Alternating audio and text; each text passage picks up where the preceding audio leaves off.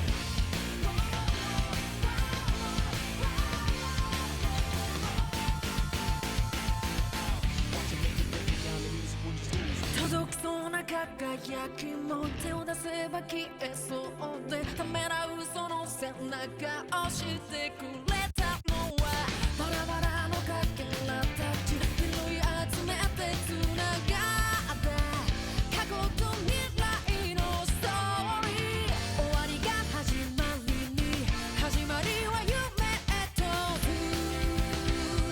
続き、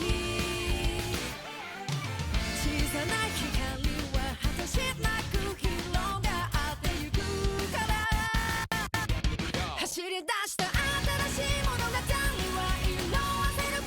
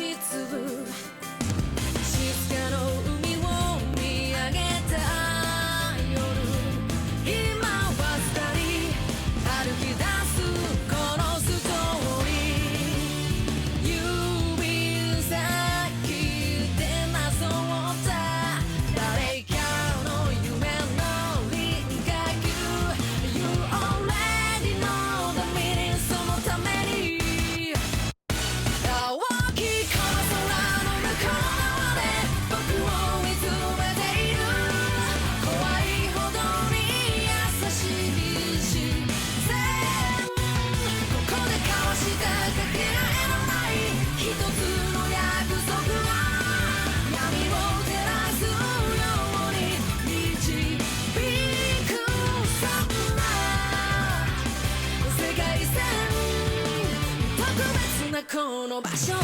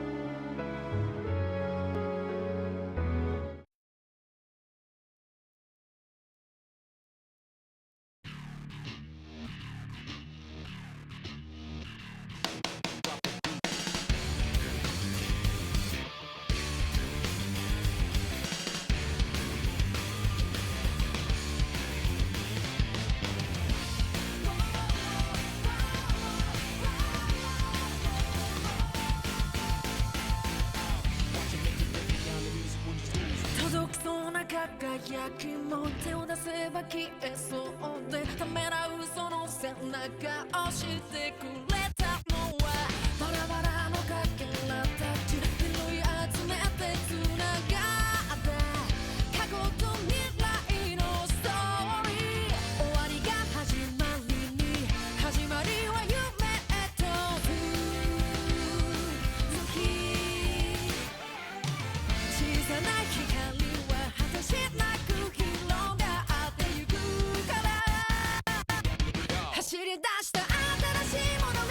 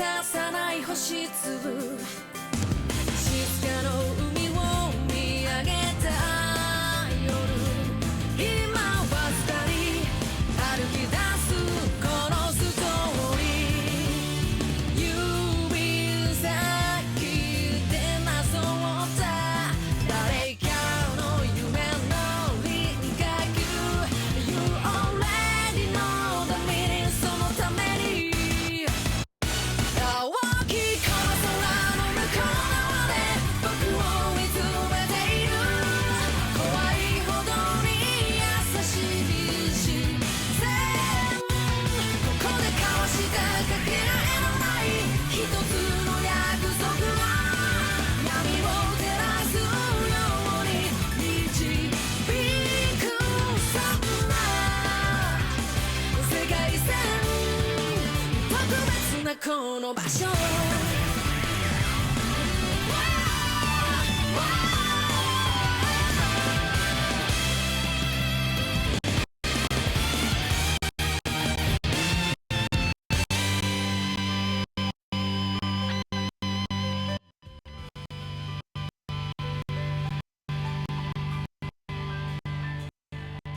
UK game, you struggle in their game. Anyways, that's kind of good timing for the timer to end up. Anyways, honestly, yeah, okay. I will see if I remember where you left off. Because it's been a couple of weeks since you were last here. Science, yes, science. Were you here before or after they went to Tokyo? Or were they still building the robot before you left? I need to find out where you left off so I know where to start this summarization before we try to catch you up. You think before? Okay, so they finished building the robot. I'm sure you couldn't have guessed that. Oh, right. Cool. Were you there when Subaru got hurt? I think you were there for that, when Subaru ended up in the hospital, right? Were you there for that? Yes, actually. Okay, so it was after... Okay, so I think that's the stream you left off, where Subaru got hurt from Gunbuild 2 falling on him and Mizuka-san dying. I think that is the lot. Yeah, I'm pretty confident that's where you left off. Okay, so... The Robotics Club got disbanded, but, Akiho and Kai and them decided to keep working on the robot anyways, and they still ended up going to Tokyo Expo. It didn't end up taking too long between that time frame, so that was kind of mostly a time skip in a way anyway. So then, they're at Tokyo, at the Tokyo Expo with their big old robots. Day of, robot wasn't working quite right because things didn't get put back together quite right, but then that got all fixed and stuff. While they were in Tokyo, before the expo officially started, Akiho and Kaido tried to visit Misaki, and she wasn't home and was ignoring them like normal, that usual shtick. They weren't sure if Misaki was ever going to come to the expo despite Exoskeleton Company having a booth there. Turns out she was, and the way Akiho and Kai found out was because of a person that was like interviewing them for news stuff. It's like, oh yeah, you know that like your sister's gonna be here basically, and they didn't, and that was a little thing. Yeah, Misanai at the expo. And before Misaki was set to come out to be at her company's booth, Akiho and Kai managed to catch her and try to catch up.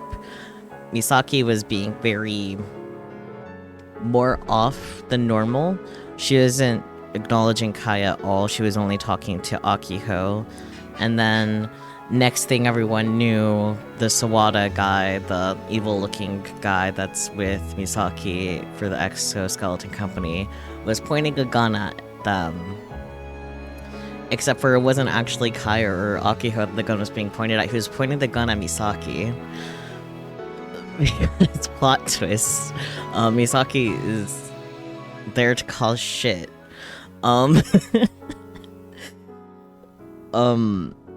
Yeah, so shortly after that, there was a POV change to Akiho, because Akiho was trying to stop Misaki, because Misaki went to the big old robot that Exoskeleton Company had and started destroying all the other robots there at the expo, and does end up destroying Gunbuild 2 as well, because Akiho was trying to stop her. Misa Knight Evil, right? This is just the surface. So after that, man, I'm trying so hard to think of the words and shit. Yeah, so after Gunbuild 2 was taken down, the robot that Misaki was allegedly piloting stopped working too, and Akio was able to look inside, and Misaki wasn't actually inside the robot at all. We also had cuts to Misaki POV. Misaki wasn't at the expo either, so that's fun. Turns out Misaki actually was at Tanegashima while they were in Tokyo, and Misaki is actually working for the Committee of 300-ish. More of she's being controlled by Kimijima-ko. Kimijima-ko, well, yes, dead, is in the Iro-O program. And he's causing shit. Cause turns out Misaki is the one that actually killed Kimijima-ko. Actually, for real. Cause apparently the whole boat incident where Akiho and Kai were involved in was an experiment that Kimijima-ko was running to test shit with magnetosphere thingamajigs. I don't know anymore. Alright, testing to see if he can create artificial illusions on a group of people, which does end up happening at the expo shortly after too, actually. God, I'm telling things out of order, because brain go burr. After the exo hall got destroyed, a giant ass obelisk appears, but it's not actually there, because that is an illusion created by the technology that Kimijima-ko created. And also in Iro-O, Odaiba is all destroyed and stuff, but it's actually fine. And there was supposedly a solar flare, but it didn't actually happen, so everyone's technology is actually fine. Man, I feel like I'm explaining this all quite poorly. Airi, she is in the hospital and fine. Kai visited her before the expo hall got destroyed. But then we also got an Airi POV where she got a guest that turned out to be Kimijima-ko, and he went to possess her. That's going to be relevant later. So actually, the reason why Kai ended up finding out a bunch of this information about Kimijima-ko and the Committee of 300 is because he decided to go talk to Sawada, because Sawada actually isn't a bad guy at all. He actually is friends with Daru and Ai. So, but yeah, he was trying to stop Misaki from doing what she did in the expo hall. Obviously failed. But yeah, he ended up explaining to Kai that whole thing with Kimijima-ko and him being an absolute fucker. Oh, I'm dropping frames. Internet, please don't do this to me. Am I done dropping frames? Are we good? We good? Okay. Interwebs, no? Yeah, okay. It seems like everything's fine, though. Okay, anyways. So, yeah. I am explaining things very poorly. I really recommend you watch the VODs, but I'm trying to get you to, a point where you're not too lost. Right, so, Misaki in Tanegashima, she has, taken over the TNSC because the rocket they were going to launch is going to now have a black hole bomb attached to it, because the goal is to launch the black hole bomb into the atmosphere to kill 5 billion people, which is the majority of the population, if not everyone. So, because that's what Kimijima-ko wants her to do. Because after she killed him, through Iro-O, has been able to, kind of control her like a curse. And whenever we get to her POV, we really say that she just really wants to either, die because she's been trying to kill herself so she doesn't do all this awful shit, but hasn't been able to because of Kibiji Miko. And she just really is wanting Akiho and Kai to stop her, which is cute, but also Right, so because of the supposed damage in Odaiba, a lot of things were closed off, so they had to figure out a way to get back to Tanegashima in order to stop Misaki because they're otherwise in Tokyo. Not very helpful location to be at. Michi was able to show up right on cue before Kai was about to walk his ass to the next closest airport, which wasn't that close walking distance-wise anyway. And then they got to a different airport that they didn't really know about except for Michi. And Kaido's dad is there and he's gonna fly the plane back to Tanegashima with all of them. And they come across Airi in the airport, and now it's Airi's turn to pull out a gun and aim the gun at everyone. Because of Kimiji Miko, as you can imagine. And this is when we learn that Kimiji Miko is actually actively living in the Iro-O. Because Michi, like, pulled out the Iro-O. It's like, guys, look at this. Kimiji Miko is, like, right there behind Airi. Kimiji Miko manages to force Airi to point the gun at herself, too, so she was going to shoot herself.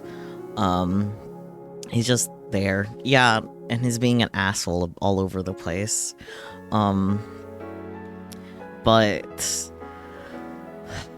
talking shit back and forth, basically revealing details and shit that I probably already went over, and confirming things that Kai heard from Sawada. Eventually, Sumio's perverted parakeet, sexual harassment parakeet, ended up taking the gun out of Airi's hand, and everyone was free to go on the plane and go back to Tanegashima. The sexual harassment bird was used for something. Isn't that great?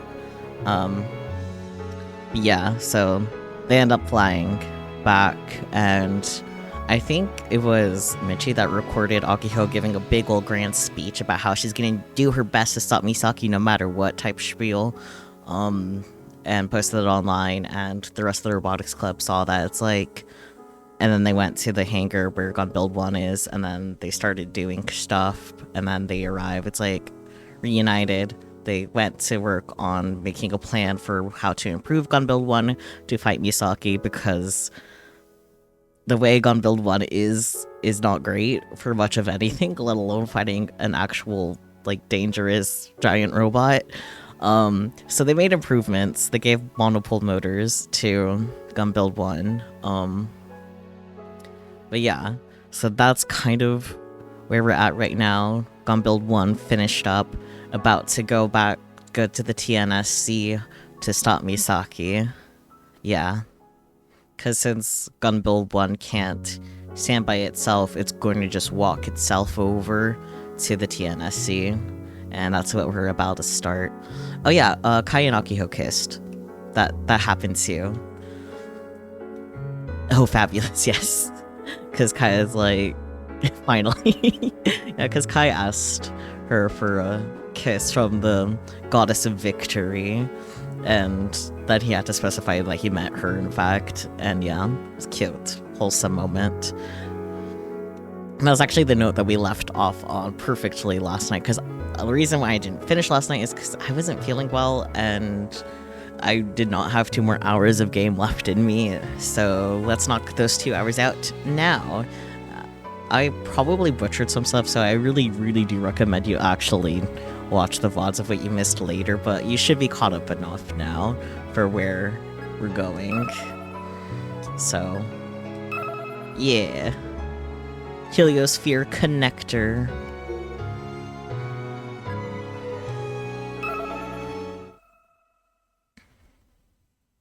System link online. Mic test. Kai, say something. Oh yeah, he's actually inside the robot piloting it. It's not remote control like Gun Build 2. I think that might be important information to have. Mojorimose no chiyo. He is in there, yep.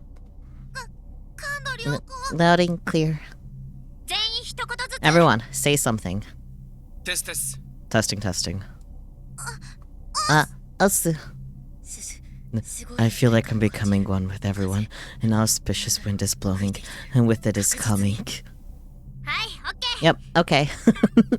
Thank you, Naya, for cutting her off. Who know what Prav was gonna say. Kai, is your Pokécom plugged in? It's the red cable. Way ahead of you.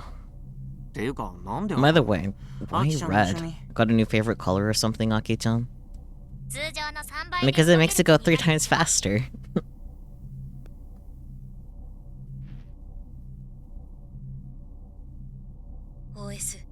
OS system boot complete. Terra stable.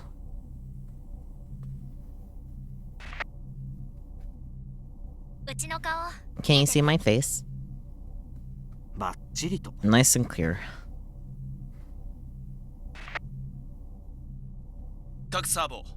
All servometers, less than 1% error from home position.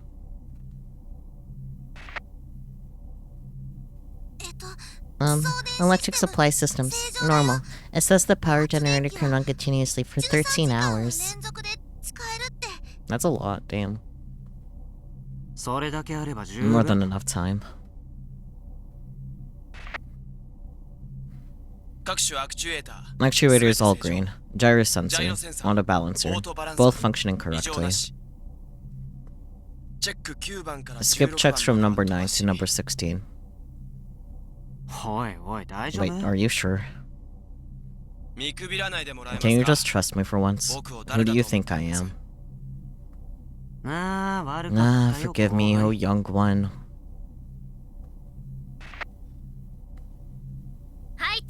Alright, next. Activate DG297.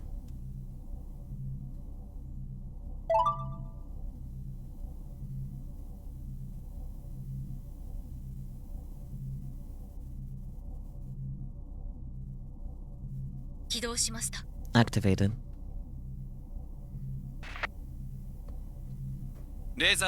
Left and right laser scanners, all green.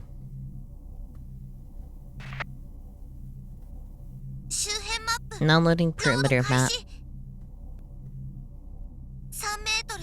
3 meters, 5 meters, 7 meters, 10 meters, 15 meters, 20 meters.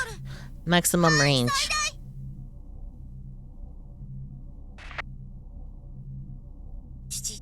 The topographical assessment AI functioning properly. No problem. Everything's fine. Camera test time. Go nuts.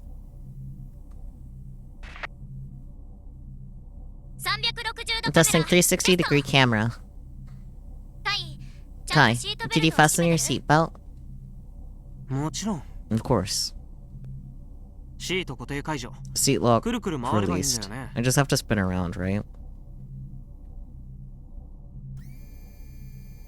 Oh, that's cool. So you can actually physically spin, and then...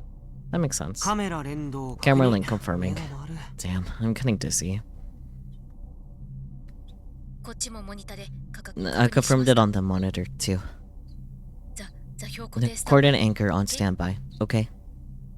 Just a sec.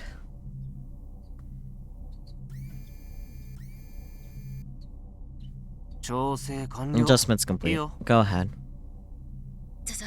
The coordinate anchor has arrived. Would you mind not using such weird expressions? But I refuse.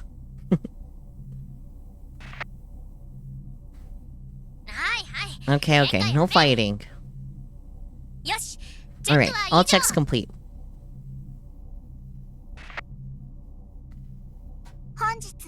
And now for today's weather report. February 28th, 2020. Airi. Tanegashima and Yakushima, Kagoshima Prefecture. Northeast winds. Mildly strong south winds expected later today. Clear skies. Wavelength 1.5 meters. Air temperature high of 14 degrees Celsius, low of 10 degrees Celsius. Chance of precipitation 10%. That's all for today's weather report. I appreciate the valuable information. No problem.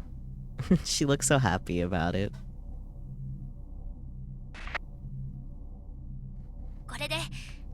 That's everyone in the Robotics Club, right?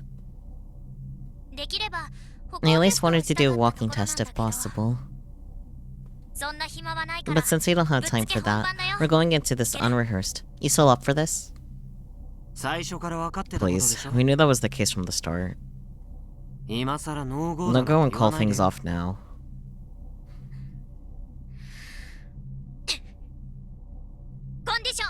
Condition, all green. The final call is a go. Kai, do you see that? Over toward the hangar?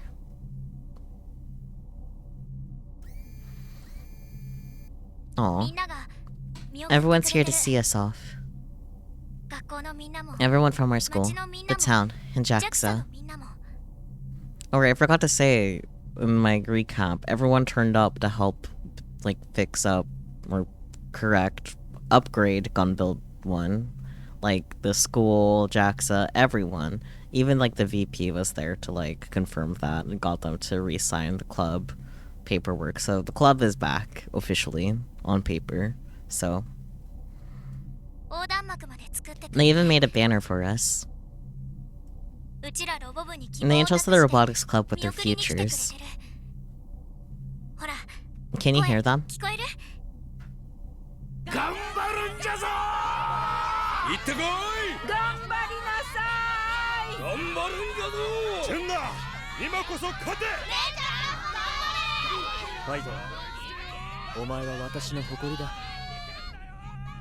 You can see that even Subaru's dad is there. Isn't that great? Community. Kai, let's come back together. No matter what.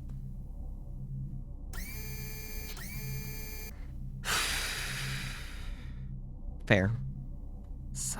Now then, this is where my game starts. After all, I'm no hero. I'm no soldier. I'm not the protagonist of some mecha anime either, except for you are, buddy, you are. I'm just a fighting game player. Gun barrel, launch!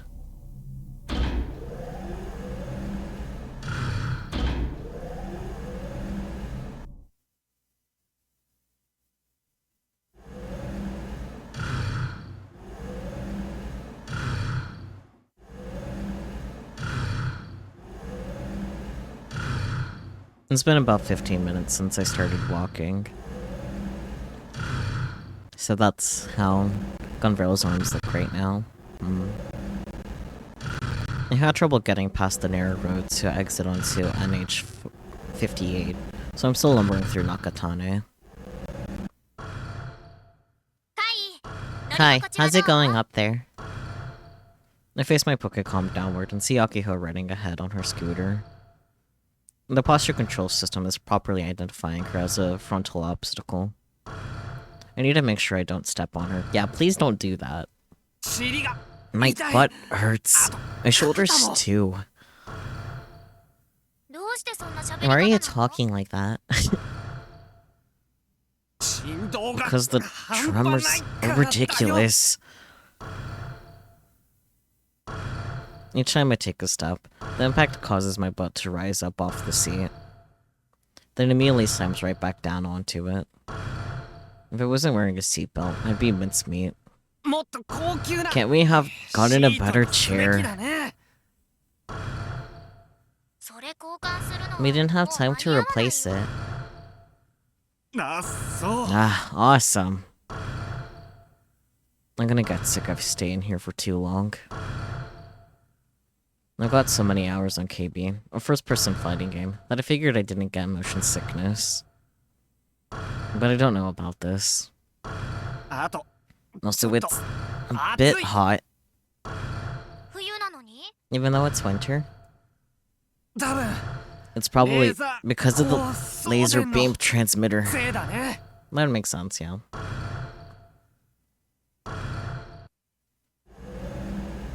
The parabolic antenna for the laser beam electrical transmission is right behind the cockpit. The laser has been trained on it this entire time.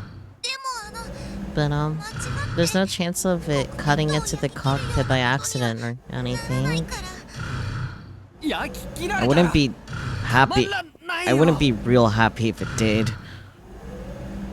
Just then, I happened to see the older ladies at B Cooper waving their hands at us. It's a little sad that I can't wave back. Don't worms.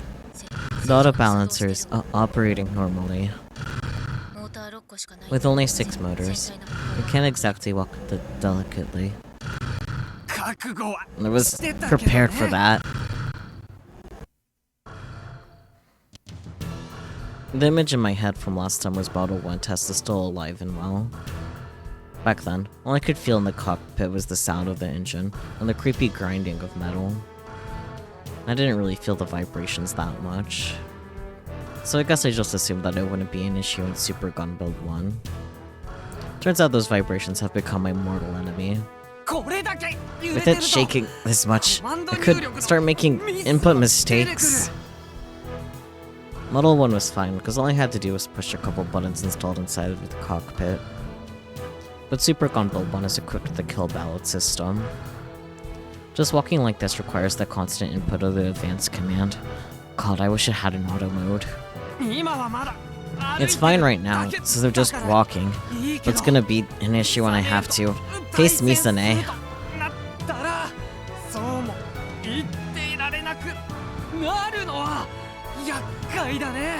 We're talking one of the most basic elements of winning in a fighting game.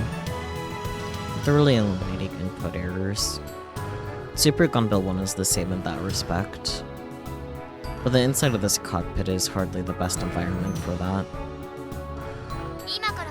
It's too late to switch to remote operation now. Yeah, I know. Let a man grumble. I'm gonna be walking to the TNSC for several hours.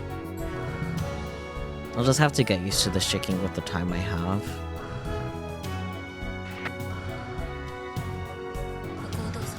I'll try adjusting the walk motion a little. I'll do my best to reduce the vibrations as much as I can. You're a lifesaver. Everyone should know that updating the programming as it walks is impossible for normal people. In other words, Frau-chan is a terror genius. Yoshio-senpai, I'm expecting a 2-hour collarbone-looking extravaganza after this. Mona-chan, could you not? Nah, then she wouldn't be her.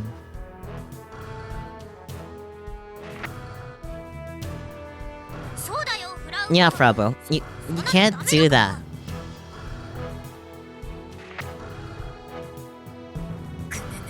Grr.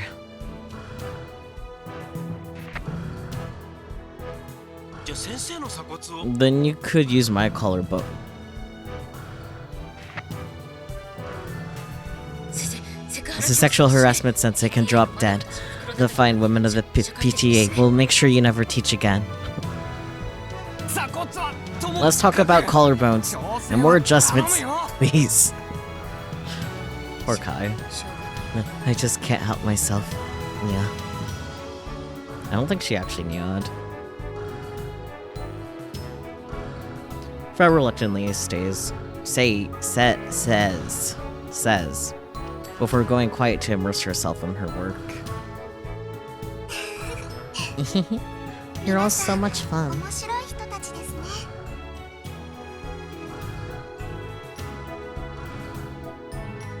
Nah, that's right. I already have been added to the Unit A team. She joined at the last minute, insisting she come with us no matter what. It didn't take long for Akiho to crack. She might actually be as stubborn as Akiho, despite her appearance. Heidi, if you're cold, you can trade places with Ralbo whenever you want. Heidi is sitting in the bed of the Thunder Emperor. She's acting as Juna's support. Okay, I'm fine for now. I see the Ira General Store to my side. It causes me to remember Misaka-san, and my chest tightens up. I still need to deliver her last words to Misane. Naki-chan, we're going to Just keep heading south on Highway 58, right? Yep, straight to Mimitane. Then, turn left at the Kaminaka intersection. Can this robot make it down the slope there?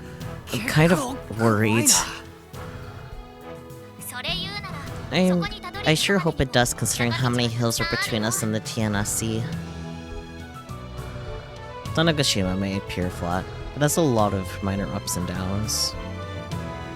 I saw you open one of those fruit sour melons I snuck in my pocket. I drained the bottle with a single gulp. I still have 5 left, damn dude. There's a knapsack at my feet. They're in there along with the EM radiation device. And actually, it'd be real bad if they leaked and broke the device. I hurriedly take the bottles out. But due to the vibrations, leaving them out of the cockpit causes them to roll all over the place. Hey, what do I do if I need to use the toilet? Super Gunbill 1 is incapable of crouching down. Back at the old airport, I got into the robot while it was laying down. Dangerous, I know. There's a rope ladder in case of emergency. But you're not strong enough to climb that thing, right? Yeah, probably. And then you'll just have to hold it. Maybe you should have worn a diaper. I guess I'll cool it on the drinks. Super Gunbill 1 nears its first real obstacle, the downhill slope by the Nakatani Community Center. Can this thing handle slopes? No problem. Everything's fine. The auto balancer and gyro are both working normally. It has wheels on the tips of the feet, right? Don't tell me it's gonna trip because of those. Well, of course not. I wouldn't make such an elementary mistake. However, stay at the minimum speed, please. Take each step carefully, thanks.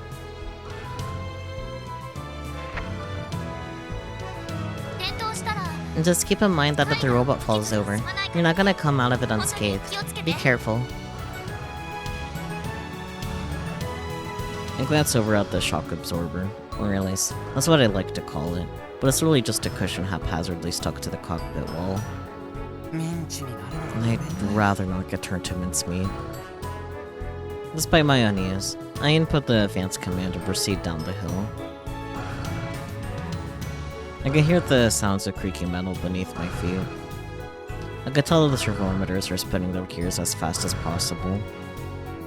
I know it was my choice to pilot this thing, but I can't help but somewhat regret my decision. Fair though.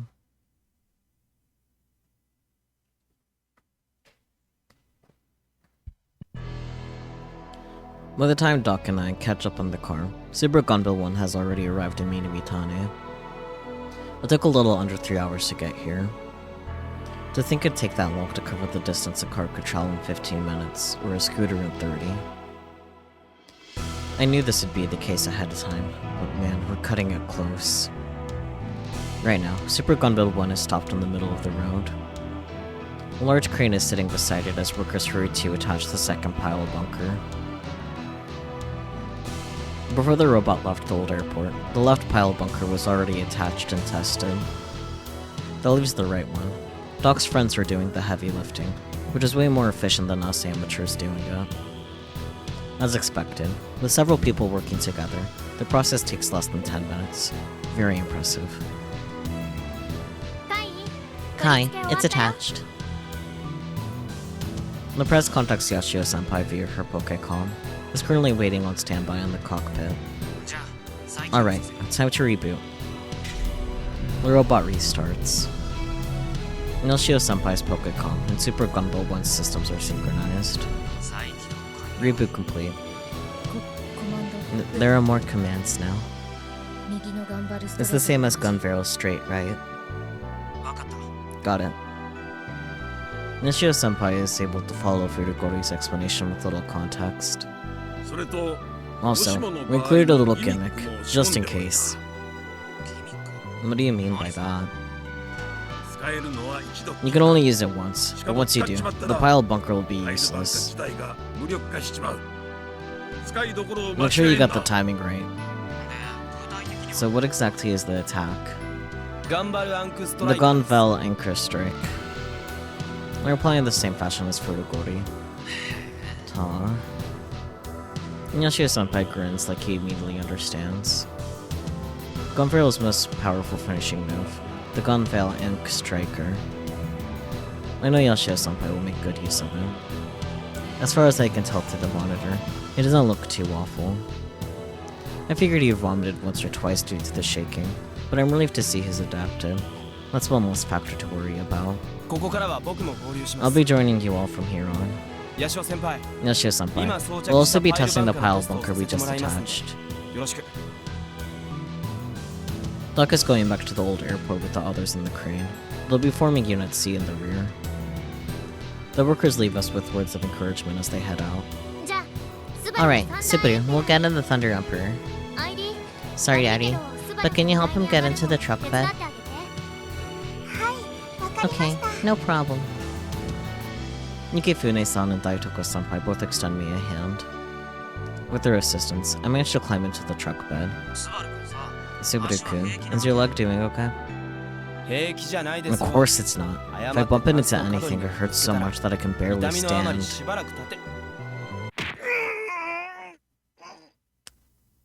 Case on points. What's wrong? This is bad.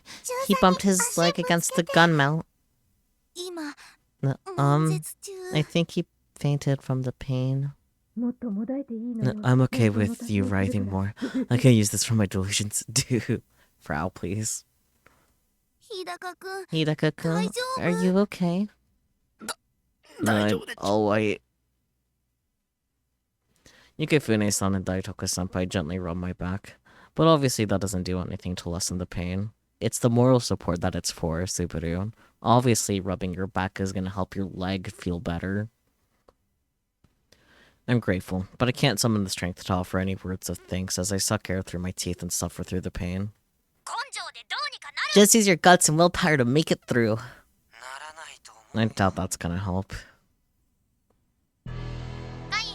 Kai, I'll run the test in Subaru's place.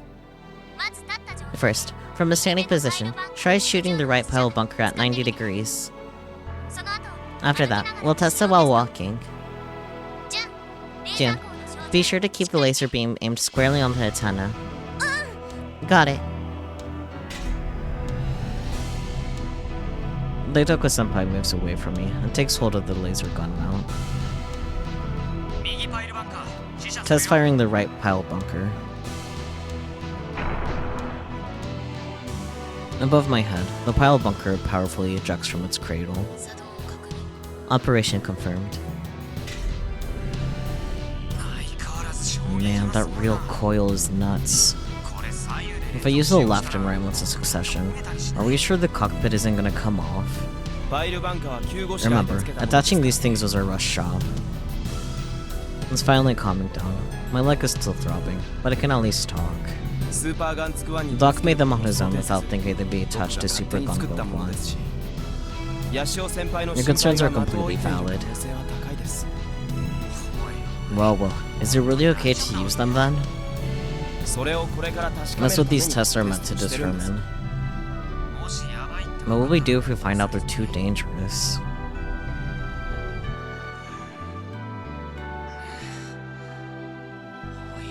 Come on, say something. I decide to answer honestly. It's impossible to make power output adjustments to the pile bunkers at this stage. Then why even bother testing them? To roughly estimate how many shots the body can endure, this must be done some way or another. No, makes sense. If we can figure out the limit, then we can use that as a reference for how to fight. Make sure not to hit that limit, got it? They were forcibly attached to what might as well be paper mache. There isn't much we could do about the attacks being life-threatening. But judging by the test just now, you won't have to worry about it all exploding after one use. Alright, resume the charge. When Super Gundle 1 starts moving, the small truck I'm riding in starts up as well. I look up at the robot's large back from the truck bed. I must see this through to the end with my own two eyes. No, I want to see it through. As one of the people who helped create Super Gundle 1, and as a member of the Robotics Club.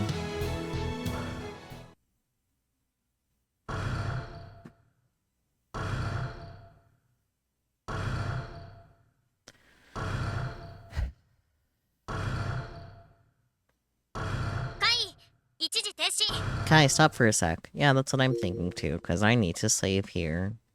Now they're officially at the TNOC. Gotta make a cute little save, and also lock that save.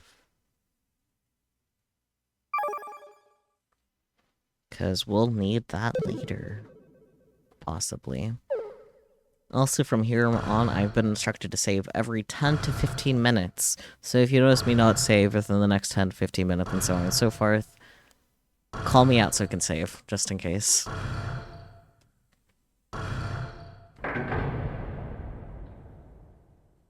Now, Akio's orders. I stopped inputting the advanced command. My shoulders are stiff. And I've lost almost all sensation in my ass. Repeatedly inputting the same command for hours isn't hard, but the shaking is really getting to me. But finally, after nearly 5 hours, we've arrived. And the gate's open. The gate to the Osaki launch complex always has a guard. Entrance is forbidden for unrelated personnel. But right now, there are no guards. The gate is wide open. Up ahead waits Misane and Kimijimako. The rocket loaded with the BHB is supposed to be launched in less than 30 minutes. And that's 2 months ago. We were here building a Model 2.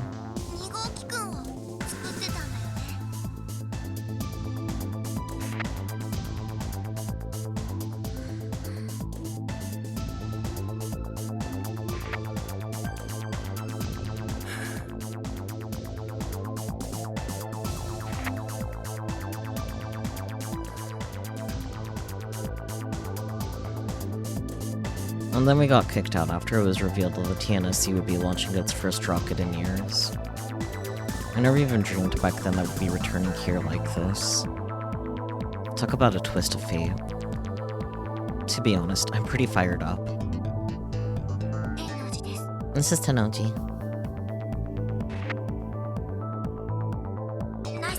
Nice-san, what's the situation over there?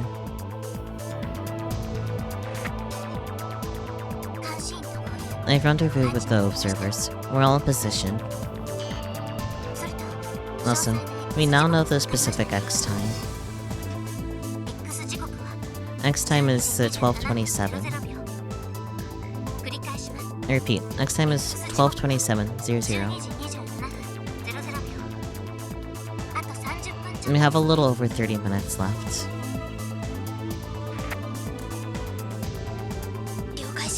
Understood. Sounds like we're really cutting it close. If we had spent even another hour on maintenance and refinement, we wouldn't have made it in time. We're also fortunate that the enemy didn't attack us along the way. It looks like Misane and her team are focused on defending the launch site. And when Super Gundle 1 enters combat, we'll charge in as well. Everyone in the Robotics Club, good luck.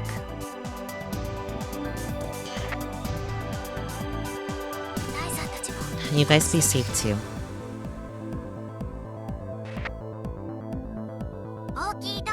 Okie dokie. I take a deep breath. I stretch my arms out wide to loosen up my body.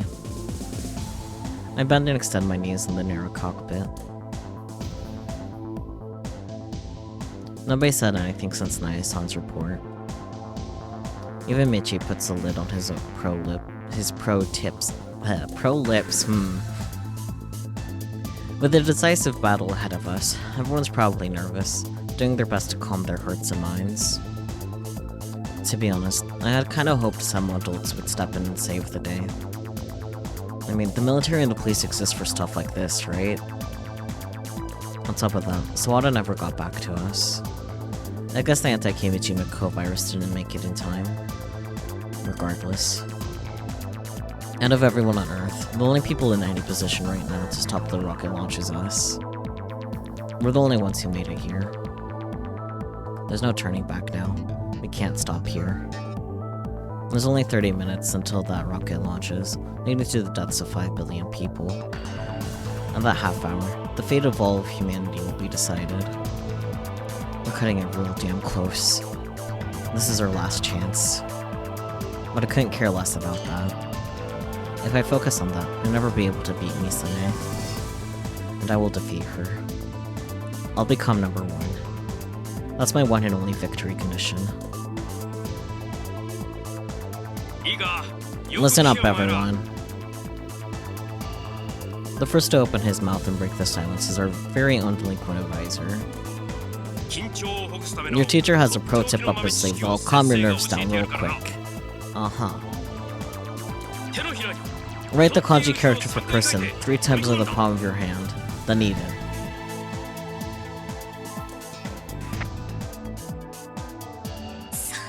And that's really not a pro tip.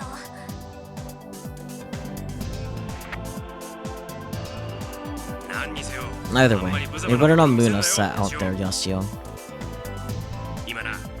I'm live streaming this out to the entire world right now. We're getting flooded with messages at this point, not just in Japanese, but in English, French, Portuguese, and even Arabic too. Can he actually read those languages, or is he just assuming? Wait, what? First I've heard of it. Anyway, what that means is that right now, the entire world is on your side.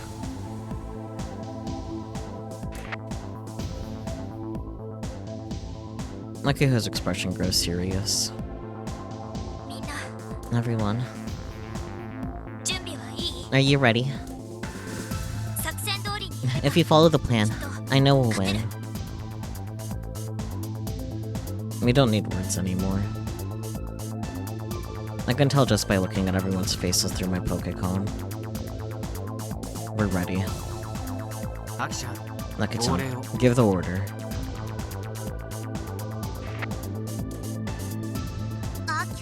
Akiho-chan.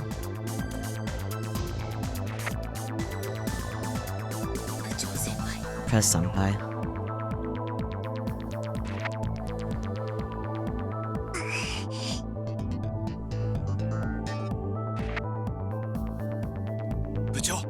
Press.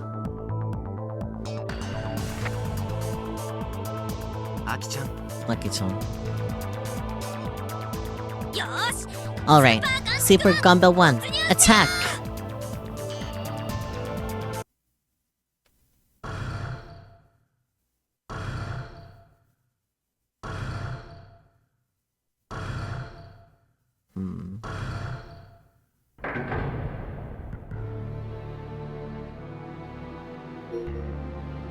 It's been kinda close to 10 minutes, I'll save again. Because the advice said to save frequently after getting here, so...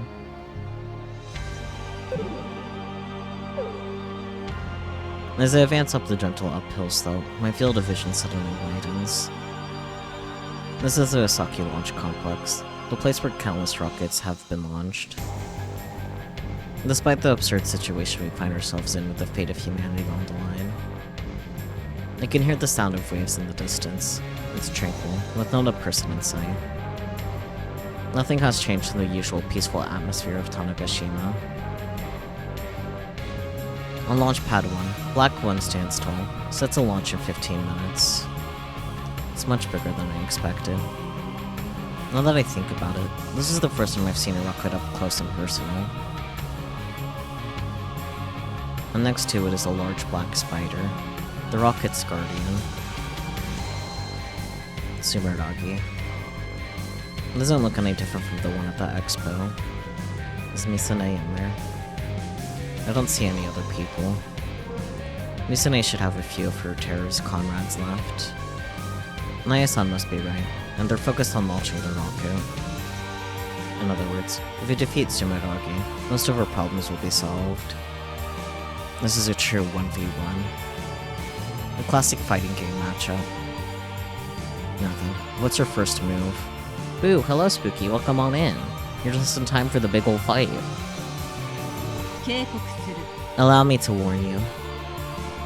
Misane's voice echoes throughout the launch site.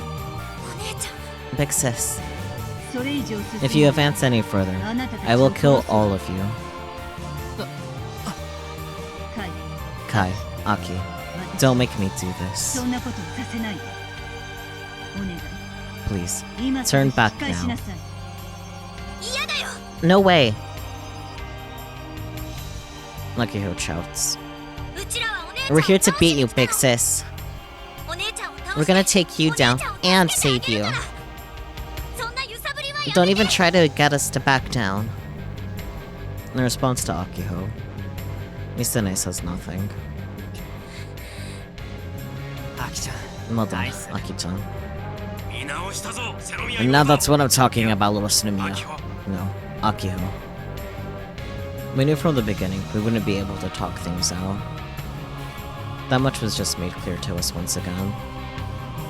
Our enemy is truly serious. If you don't take them out, we're dead. Which is why I'm getting fired up. There's already adrenaline coursing through my veins. Everyone, stick to the plan. Me, Subaru, and Iri will neutralize Sumeragi's missiles. Michi, keep hidden between Super Gumball 1. Keep the Thunder Emperor away from the missiles.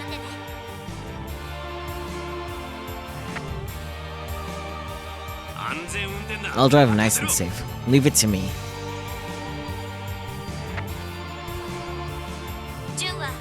June, use the laser mount to keep supplying power to the robot. Things are gonna get intense, so good luck.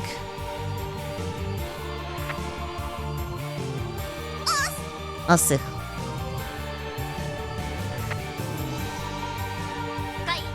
Kai, the longer the fight drags on, the more of a disadvantage we're at. We only have one chance. Got it. I still have the space candy I got from Akiho before we left today. I'd kept it in my pocket the whole time. I take the wrapper off and pop it into my mouth. A refreshing mint flavor flows up through my nose, stimulating my brain. Combat mode. I shut out all its distractions. I focus all 5 of my senses on the monitor in front of me. Everyone, we're all going home together, no matter what. Commence the operation. Hell yeah. Let's do this. Tajin. Round 1. Fight! Input the advanced command. Super Gumball 1 takes a single step toward the black spider. It instantly responds. Its 6 legs shake and start to wriggle. Looks like she's ready to meet us in combat. Kai, don't stop no matter what happens. Just close the distance. Not that I need to be told. Sorry, but the only thing I see now is the spider Misane is riding. The missile pod comes sliding out from the spider's torso. It really does have missiles. Here they come! Super Gumball 1 is unarmed. If I take a direct hit, I'll get one shot. Nevertheless, I input the advanced command.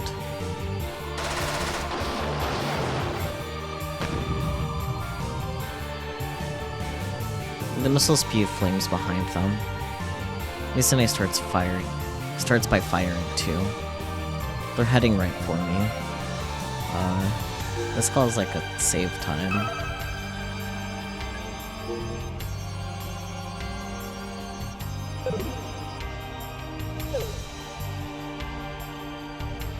a direct course, but I'm not stopping for anything. I continue to move forward. The moment I take another step, the two missiles suddenly change direction. The robot's frame shakes from the shockwave of the blast. Whoa. I almost dropped my Pokécom on the floor. If I break the screen, then it's all over. As for the missiles, they collided with the wrong targets. One hit a nearby embankment, the other a building. The AR decoys seem to be working.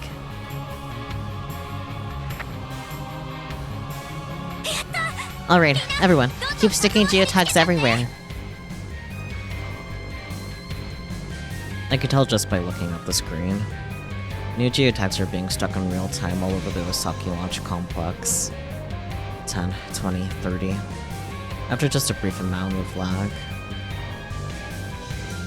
Each geotag spawns a gun barrel the same size as Super Gun Build 1. The geotags have an AR annotation stuck to them, so the moment Itaro reads them, it automatically recognizes them. As a result, there are over 30 life-size gun barrels swarming the Osaki launch complex, and they're still increasing. These are AR decoys. How do you like that, Misane?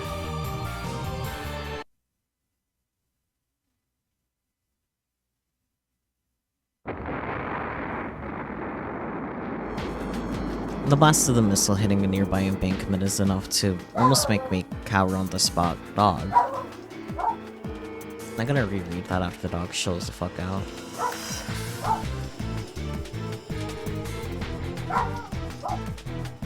At least it's the middle of the day, so it's more socially acceptable for the dog to be barking and boofing, but it's still annoying. The blast of the missile hitting a nearby embankment is enough to almost make me cower on the spot. I've never experienced this kind of heated impact before. This thing really is a weapon meant for killing people. If Yashio-kun... Oh. If Yashio-kun got hit... Who's speaking? I know it's not Kaido. I don't know. If Yashio-kun got hit by one of those missiles while inside of Super Gun Build 1, he'd die. No, not just Yashio-kun. There's a chance the missile could chase after us and hit us too. I'm scared. My knees are shaking. But it's not just my knees. My hands holding the laser gun are also troubling. Yeah, okay, I was starting to think it might have been Jin. Our only ray of hope are the AR decoys. Right next to me, Airi-chan and Hidaka-kun are still furiously tapping away at their Pokécoms. I no longer fear anything. Kojiro-san is getting amped up in the passenger seat of the truck. I know things are going as planned and all, but don't get cocky, Kome-chan. Jin-chan, don't cut off the power supply. That's Super Gun Build 1's lifeline. I clench my teeth and channel strength into my knees in response. Okay, I'll do my best. If I give up now, Super Gun Build 1 won't be able to move. I have to keep shooting this laser at the antenna on the giant robot's back. That's the duty that has been entrusted to me. I need to see this through. I made a promise to Hidaka-kun. I told him that I work hard enough for the both of us. Super Gun Build 1 continues to advance. Meanwhile, the spider hasn't taken a single step.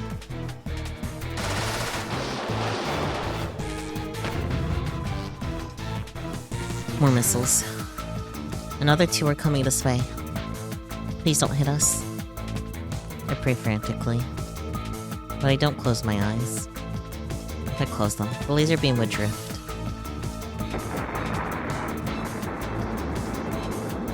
One of the missiles hits the VAB door. The other one flies off onto the lightning rod at Launch Pad 2 and explodes.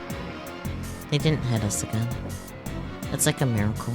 I want to cry, but I hold back the tears. Too bad, Misane. I guess Sumeragi really is just a concept model. Everyone, you're all so amazing. X-Code doesn't have a history in military use hugs. Needing Hidaka-kun to realize that Sumeragi's missiles were acquired on the black market. Kojiro-san chimed in after that.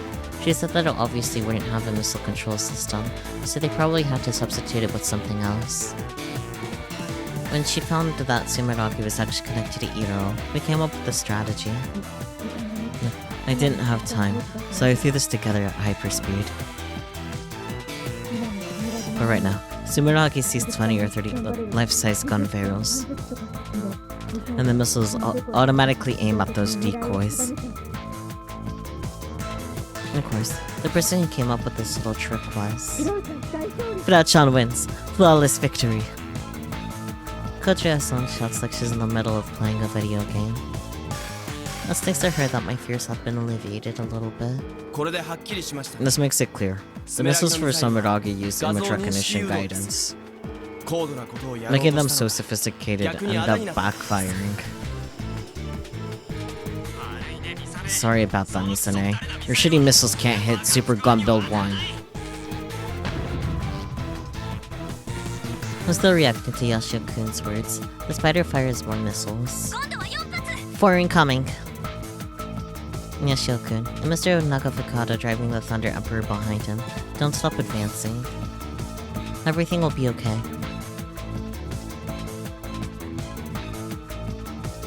All 4 missiles change direction and fly off to separate targets, rather. Although, almost as though they're trying to avoid us. Awesome, they missed again. We're getting close to the spider now. It's okay, we'll be okay. Just then, the sound of a massive explosion erupts from just behind me. Or from behind me. My back is struck with an intense blast and a wall of heat.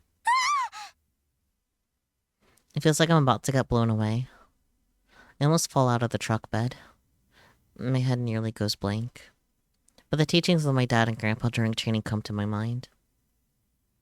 Act with simplicity and fortitude to bring forth great virtue. I may be weak. I may have lost all my matches on the first round. But I can't afford to lose today. I need to be strong.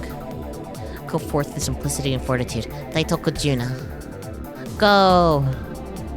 I plant my feet into the bed of the truck and take a firm stance. I twist my ankle, causing intense pain to shoot through my leg, but I ignore it. I desperately hold onto the laser gun mount and restore my posture. Daitoku, make sure not to get thrown off. Got it!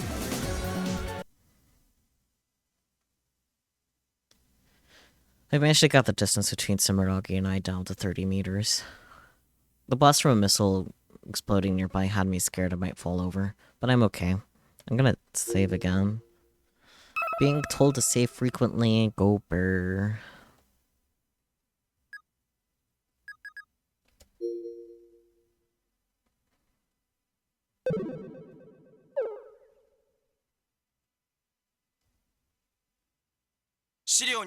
According to the data, the missile pod in Sumeragi is loaded with 10 missiles.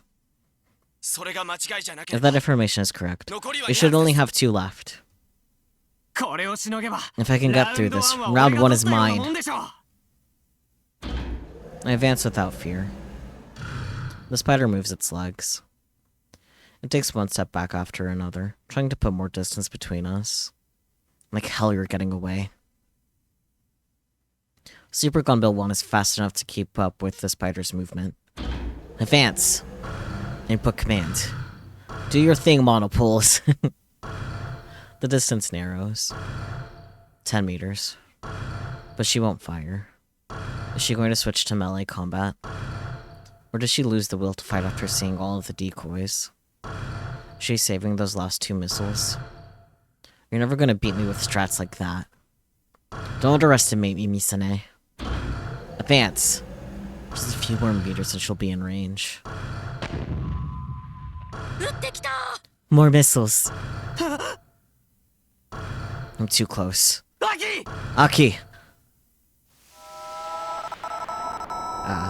Here we go.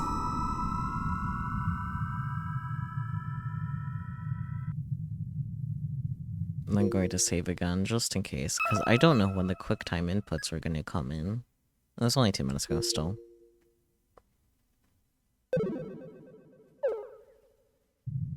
And the flow of time suddenly slows down. The missiles keep approaching. One of them is already turning in a completely different direction. Their problem is the last missile. It's too close to Super Gun Build 1. Before he'll be able to change course to one of the decoys, he'll slam right into me. Damn it, did Misa calculate this? Think stop.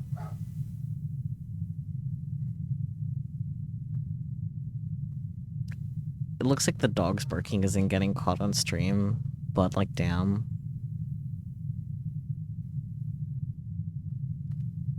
Next to Akio's instant response, I've managed to activate slow-mo. But considering Super Gun Build 1 specs, I won't be able to dodge at this range. It hurts to breathe. I feel like I'm suffocating. The warmth is quickly leaving my hands and feet. Yet my head is so hot that I feel like I've burst a blood vessel. I'm so itchy that I want to tear on my skin. But even then, think, Kaido. How are you gonna get out of this? Find a way. I'll read the missile's trajectory. Expand my own awareness. Make my consciousness one with the machine. I synchronize my reality with Super Gun Build 1's reality. It's gonna be a gamble. I'll wait on the timing. I have exactly 4 frames. I got the angle. Pile bunker. Fire!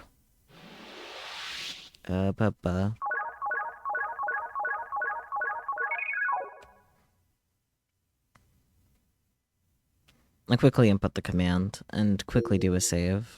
Again.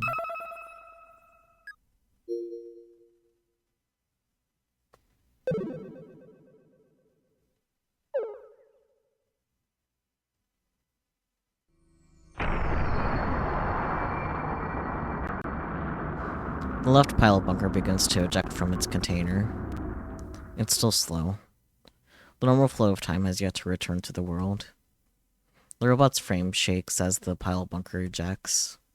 My body shakes violently along with it. The tip of the pile bunker. It's a crapshoot as to whether it'll hit the missile or not.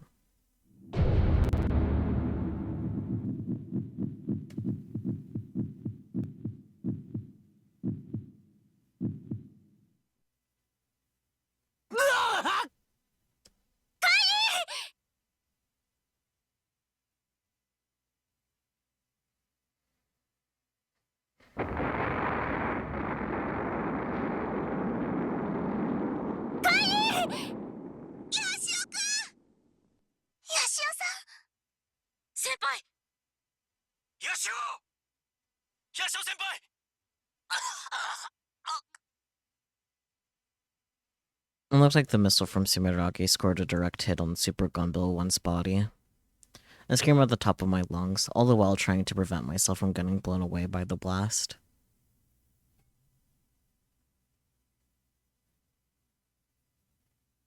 But I immediately see that Kai is safe through my Pokécon monitor. Whose POV is this?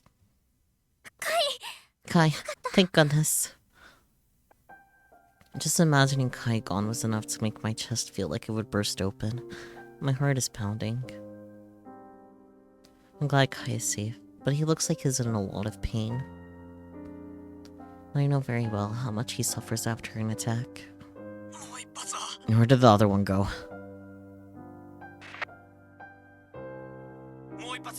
The other one hit the VAB.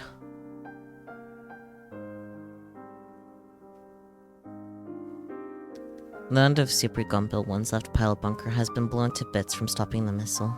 It's useless now. But now Kai is super close to Sumeragi, that he could probably touch it. It's within the pile bunker's range. Our strategy worked. We closed the distance on Sumeragi. But at the same time, that means we're in range of its front leg blades. The AR decoys are gonna help us from here on out. Kai's piloting is the only thing we can rely on. The left pile bunker's been blown away. It's useless. Way to overdo it. I've still got the right one. You sound like you're in so much pain. Lucky-chan, if you hadn't reacted so quick, I would have died. To be honest, I didn't want to push the button. I didn't want to give Kai an attack.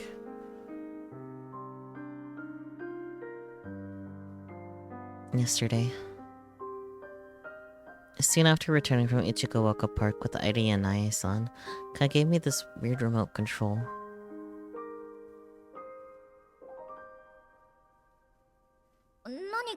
What is this thing? Let's just say it's a super secret tool made by our enemy. And now we can use it too.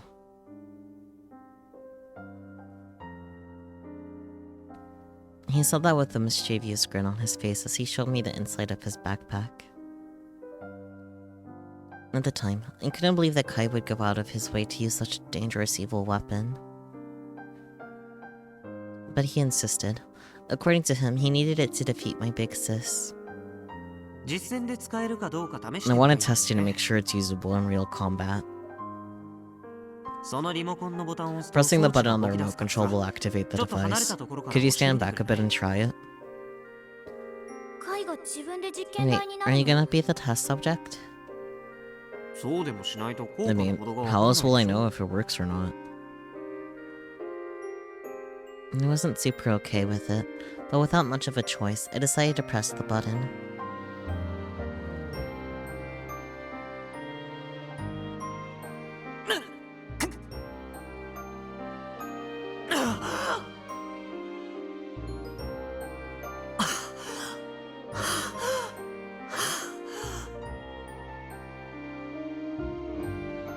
Kai had an attack.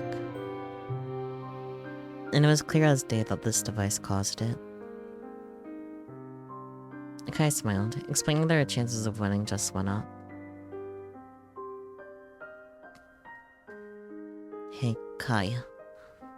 You've never thought of anything but winning, have you? All I wanted to do was have fun playing games with you and Big Sis. My gaze falls down to the remote control in my hands. If I keep using this, Kai's body won't hold. The more I use it, the more his life might be in danger. Kai. This is too cruel, Kai. Why would you entrust me with something like this? And just then, I see Sumeragi slowly start to raise its body. The way it has its two front legs up makes it look like a praying mantis. It makes this serious. Kai, you can't get hit by those arms. Aki.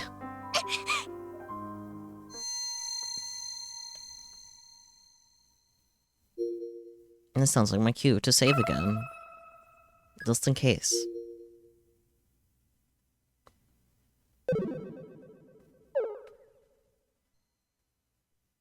Again.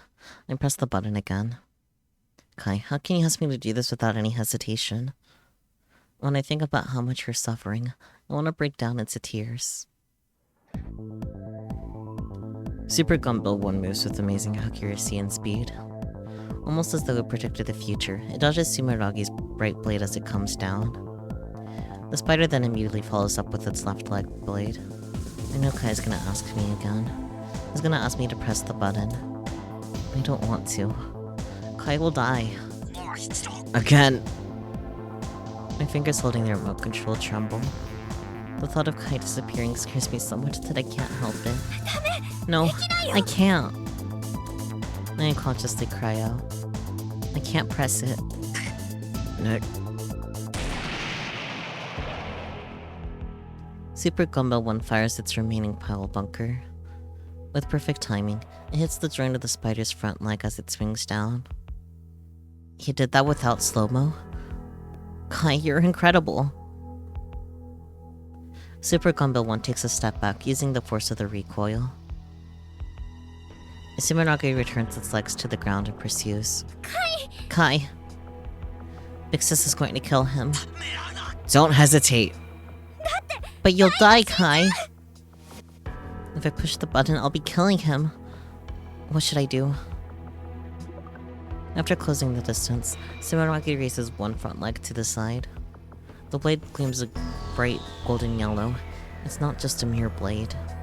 Please run. Just as I'm about to scream those words out loud, Super Gumball 1 takes a step towards Sumeragi. He stepped forward? I believe in you, so believe in me. Akiho's internal thinking sound. That's right, I made a promise. When I accepted this remote control, I promised not to hesitate. Kai gave it to me because he believed in me.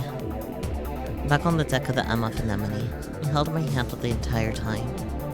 Big Sis held my hand when I woke up in the hospital. I believe that Kai will be okay. That he'll save Big Sis. That he won't leave me alone and disappear. And that's because... There's no way in hell I'm gonna lose. Who do you think I am? You love games. You hate losing. You're the boy I've always loved ever since we were kids. If I don't believe in Kai, who will? Super Gunbill 1's pile bunker shifts to a 45-degree angle. Sumeragi immediately swings its blade in an attempt to block Kai's attack. Get fired up. Come on, Aki. It's now or never. Grant me the courage to press this button. Aki! I believe in you. Win, Kai. And now I save it yet again. I think I'll override the other save.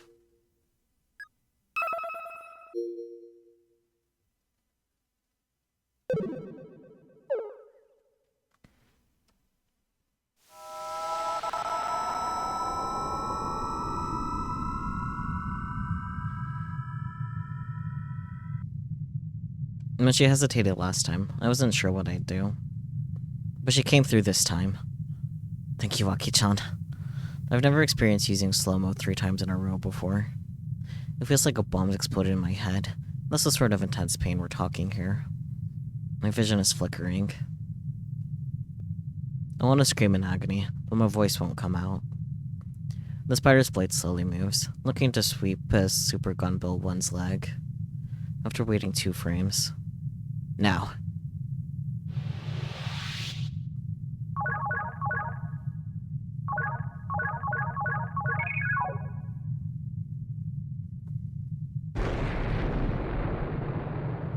Perfect timing. I predict the path of the blades approaching Super Gunbill 1's leg and fire the pile bunker. Hit it. Please hit it. Slowly. As though it's being sucked in. The tip of the pile bunker slams down into the blade from above.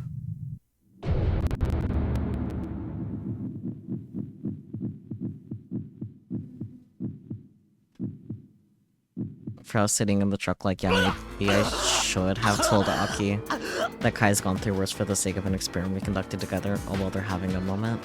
Well, no, because, like, the thing that Kai and Frau were doing were trying to trigger an attack.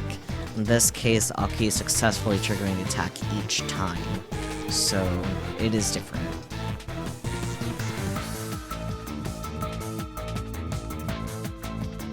The pile bunker scores a direct hit on the spider's blade. The blade shatters in 2. I wait for the pile bunker to retract again. The spider starts lifting its other blade. We're out almost to 0 distance. Hell, we're almost touching. The spider's front leg will have to swing at a longer than normal trajectory in order to swipe at me. I'll make it in time. This range. And faster. Aki.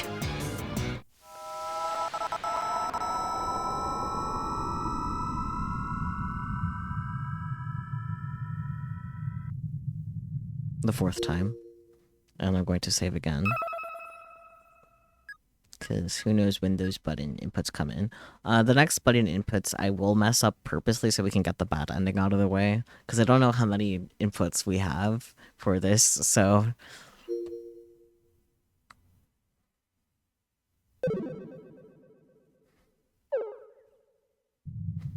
And 4th time. My head throbs as if countless cockroaches are crawling around inside of it. I've lost almost all sensation in my legs. At this range, we're almost touching. I can see where the FOS is with my own 2 eyes.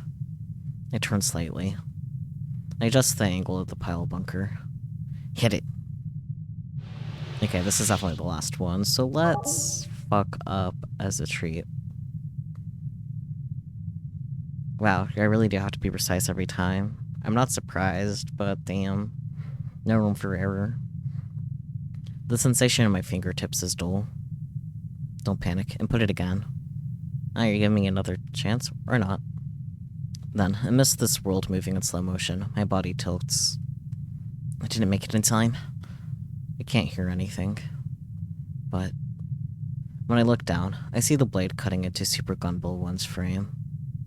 The robot slowly starts to tilt over. Once it hits the ground, the cockpit will be crushed. Game over. I have no way to recover.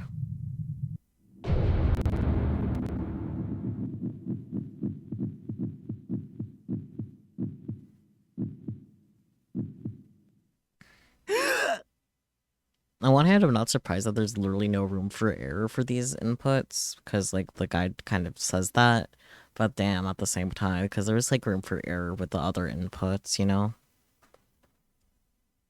And the flow of time returns to normal. The ground starts approaching several times faster than before. I don't even have time to scream. My vision immediately cuts to black.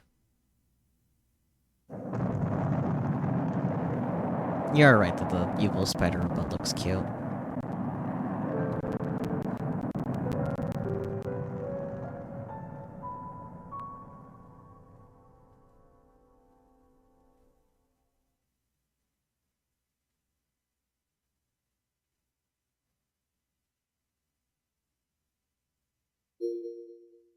Okay.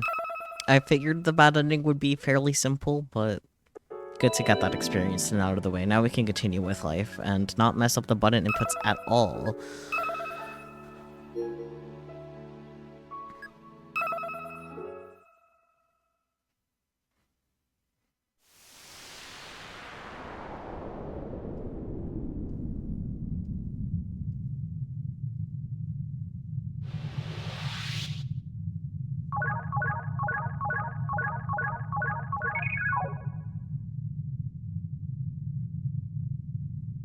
Kind of sound.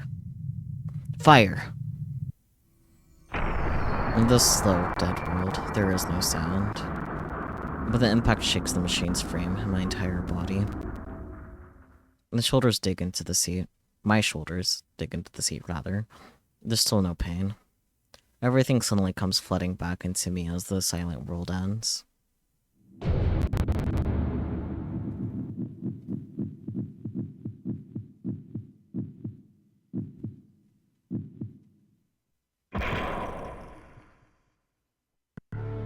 I felt that. Direct hit confirmed. You did it. Amazing.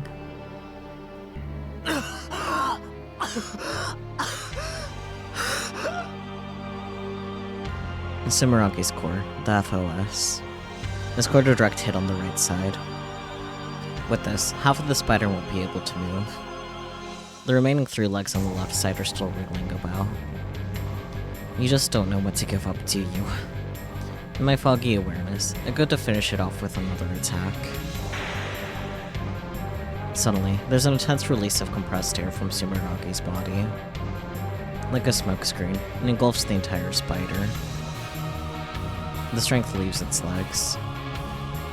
The spider's belly virtually rips open, and its body splits. From inside, a slender humanoid silhouette slowly rises up. It's abandoning the hug. There, from within the giant body of the spider, rises forth a slim bipedal robot, about half the height of Super Gunbill 1. And that's... The smoke clears. Kaminagi. Ugh. Holy. That's so cool. Eyes on the prize, please. Sorry. Kai, be careful. That person once said. We won't beat them by force alone. You don't have to tell me that. And once again turn my attention to Kaminagi. A jet black body.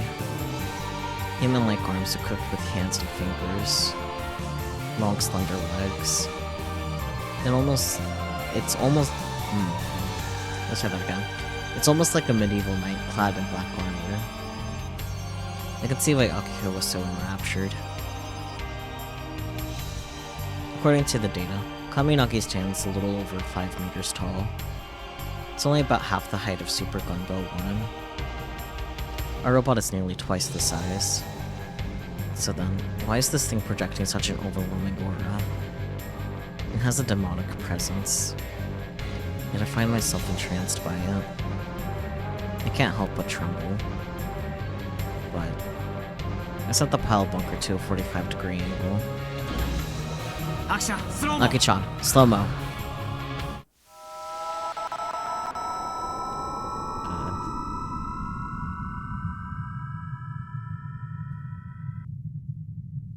Round 2 has already begun, which means save again, just to be sure.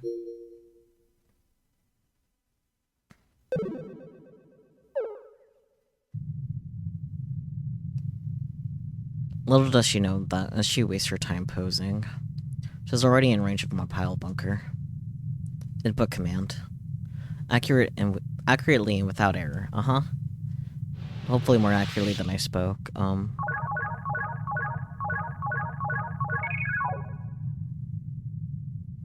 Eat this, Misane.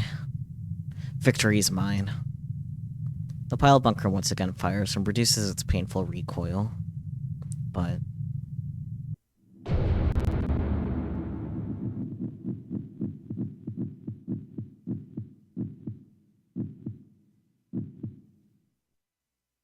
Kaminagi rapidly steps to the side. I missed. She dodged it? The reaction speed is insane. My timing should have been perfect.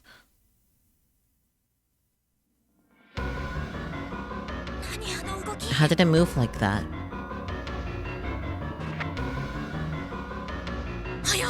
It's so fast.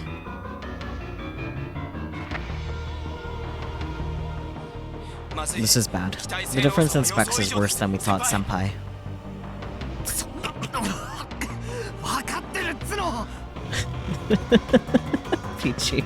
Peachy said hell yeah before that, and then hell nah, beautiful, love it, 10 out of 10. I can't see that just fine, thanks. My heart is pounding out of control. Even though slow-mo is over, I still feel like I'm suffocating. Yoshio-kun, she's circled behind you. With a lightness to its step, Kaminagi has already made its way around Super Gunbill 1. Behind me? Already? My movement speed isn't fast enough to turn around. The cockpit has the 360-degree view, but my eyes can't keep up with Misane's speed. So instead, I opt to advance and put some distance between us. But I'm not going to make it in time. I'm prepared to take a hit or two. And just as I look over, I realize Kaminagi isn't even looking at Super Gunbill 1.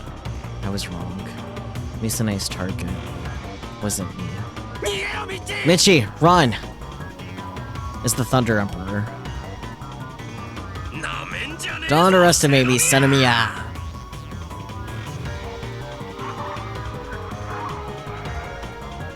Thunder Emperor suddenly takes off. The truck's a 660cc engine roars. The power generator in so topples over and sparks fly. Still, Thunder Emperor manages to skim by Kaminagi's side and drives off towards the VIB. Misane doesn't attempt to pursue them, instead choosing to keep her distance from Super Gunbill 1. Misane, I thought you were better than this. I thought this is a 1v1 between me and Misane. Despite that, she went after Michi and the others. They were completely defenseless.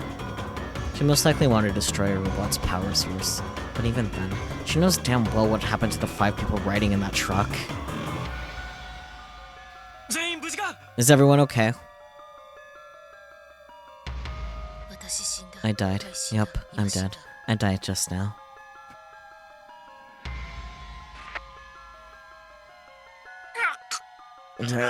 I'm alright. He's definitely perishing though.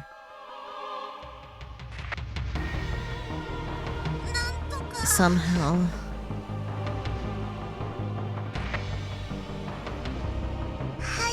Yes, I'm fine too.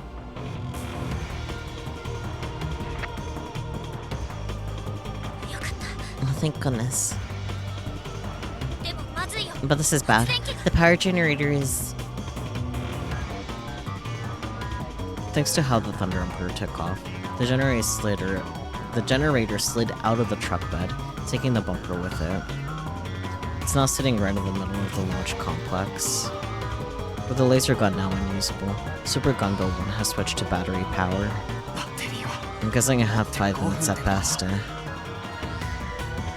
Laser mount is useless now. There won't be any more power. I have to hurry. I input the advance command and close the distance between us. Or at least I try to, but Kaminagi is too fast. While I lumber forward, she can run in circles and retreat diagonally. Sidestep and retreat. The fact that Kaminagi can do both at once means they must have amazing leg maneuverability. Kai, close the distance. I'm trying, but it's not working. I think she's trying to make this a war of attrition. Yeah. For Misane and Kimijimiko, they can just buy 10 minutes. They can make Project Autumn a success. They obviously have the overwhelming advantage in terms of machine specs. There's no reason for them to fight. We predicted this situation in our strategy meeting. We also know that we can't just attack the rocket either. They're toying with us. I didn't think he'd resort to running out the clock. Stop disappointing me, Misane. Despite my taunts, Kaminagi shows no signs of changing tactics. This is Tennoji. We safely secured Chief Senomiya.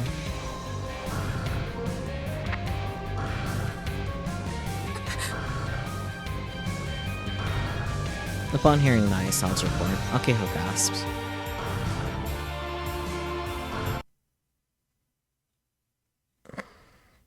Another POV change, but we don't know who it is. Ah, never mind. They made it pretty clear right away.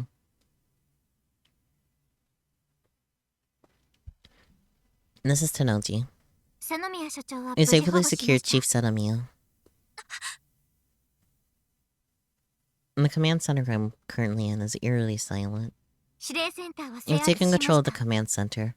Other than Senomiya Misaki, all terrorists have committed suicide. Huh? We were prepared for a firefight, but in the end, we didn't face a single terrorist on the way here. Were you able to stop the rocket launch? I'm sorry. No matter what we try, they won't accept the abort launch command.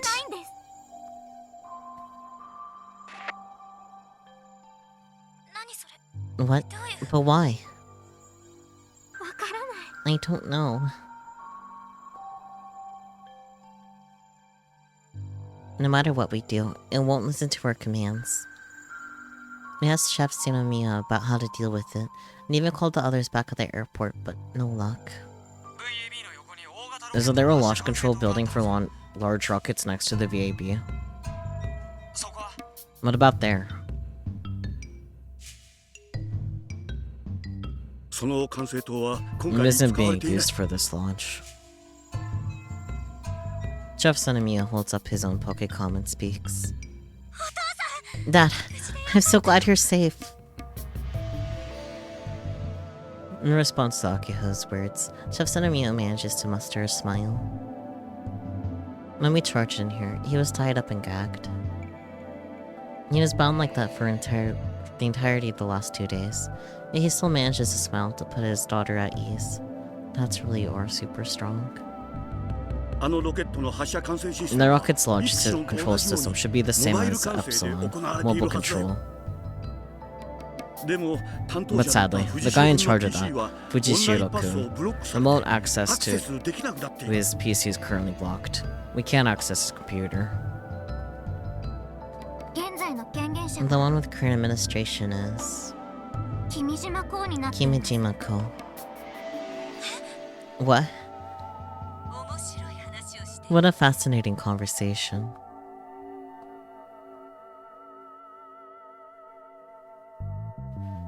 An unfamiliar voice rings out from my Pokecom speaker. Is this Senomiya Misaki? I glance at Chef Tsunomiya's face. He has such a sad look in his eyes.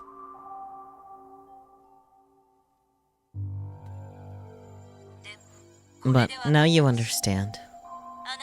You cannot stop the rocket launch. Although, I applaud you for neutralizing Sumeragi. This is the end. You're out of options. Just give up and watch the launch from there. The members of the Robotics Club are at a loss for words. And I have to be the bearer of even worse news. Kaito, Akiho, everyone in the Robotics Club. Starting now, you're no longer the decoy team. You're the only ones who can save the world now. Please forgive us adults for not being able to take responsibility, for putting this heavy burden on you all. No matter what you decide to do, I'll follow you to the end. Nobody will blame you if you choose to. Could you stop talking for a second, Aya-san? Huh? I'm caught off guard. Choose to what? Run away? Like hell we will. I'm here for one reason, and one reason alone. To become the best in the world. There's no way I can hide now how fired up I am to finally settle this score with Misane after 7 goddamn years.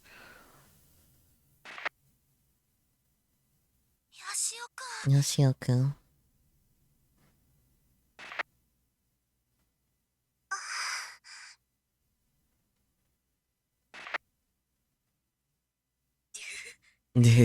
I'm getting wet. Frau, why?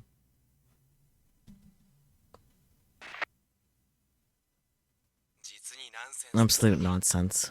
But by and large, I agree. With getting wet, or...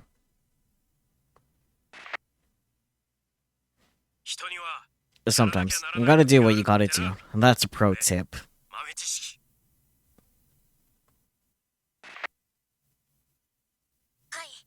Kai. Let's beat her. Let's beat Big Sis.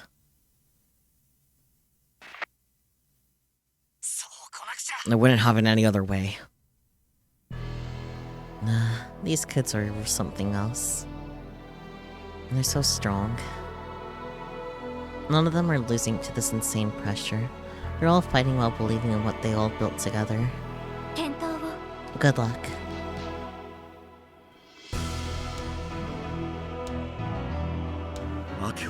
Akiho. I'm sorry, Dad. We might not be able to save Big Sis. Just be safe. Chief Senomiya says as he taps the logout button. And there's nothing else we can do. All that's left is to bleed the Robotics Club. Everyone, please, don't lose.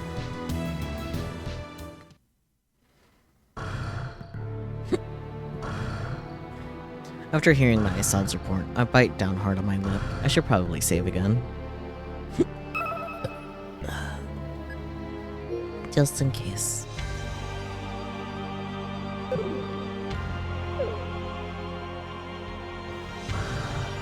Either the rocket launches first, or Super Gunbo 1 runs out of power. Team minus 5 minutes. Yo, I heard it all. Looks like Unit C is not gonna get their time to shine.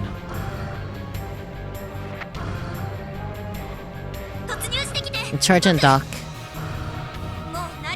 We can't hold anything back now.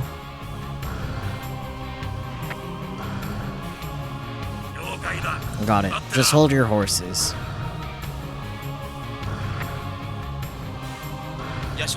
Yashio-senpai, do you have a plan?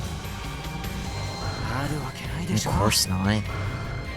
I have no way of catching up with her. Even now, I just keep advancing, turning a little, and advancing again. Repeat that over and over. The Kaminagi is gaining distance faster than I can move. And I figured as much. So Subaru-kun, am I telling me your secret plan? I don't have one, unfortunately. I figured.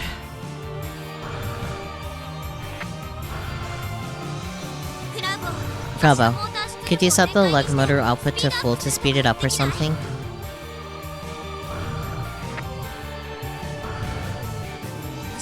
Don't be absurd. I have my limits too, you know, SMH. This isn't something I can fix with programming. Speaking of dropping frames, hello? Stop doing that. That's rude. Internet.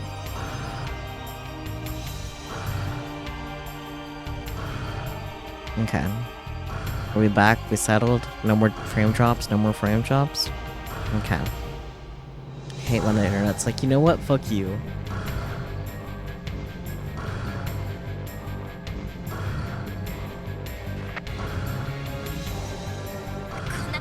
We should have installed the transformation mechanism for the gun Val Axle Impact.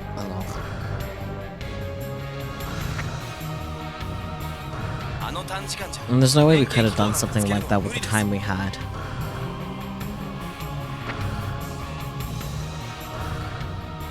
Jin, any super lethal karate attacks we can use?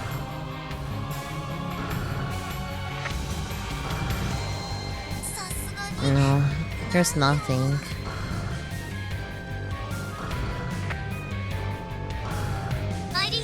Heidi, how's the weather looking? How about a lightning strike?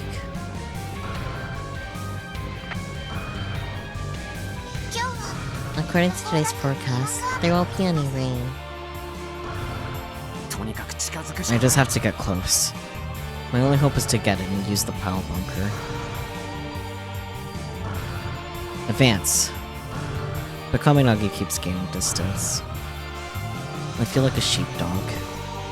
All I can hope to do is carefully choose my route so that I can maybe force Kaminagi into a corner. But Misane can see right through me. Since it's so slow, Super Gundam 1 can't even come close to an actual sheepdog.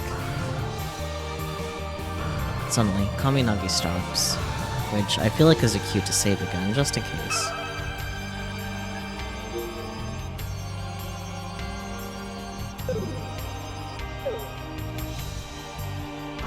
I thought I'd forced it in the front of the VAB's door, but it suddenly drops its hips. And it comes charging straight at me. Aki!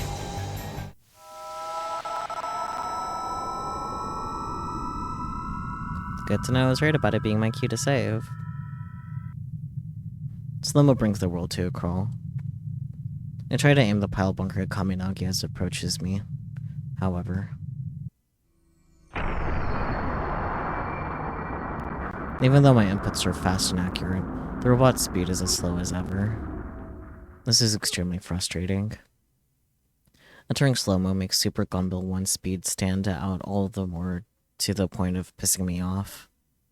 My brain and lungs are desperate for oxygen, but they refuse to breathe. My hands and feet are freezing cold, but the inside of my chest is on fire. My bodily instincts are screaming that I'm in danger, but my fighting game instincts tell me to take down my opponent, moving my fingers. And yet...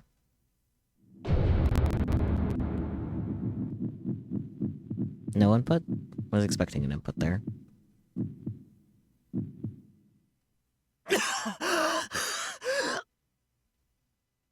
I knew it. It wasn't enough. Thanks to the sudden mix-up, the pile bunker completely whiffs. Kaminagi slips past my side, puts space between us in a flashy manner, and stops right in front of Sumeragi's wreckage. Kaminagi had the prime opportunity to attack just now.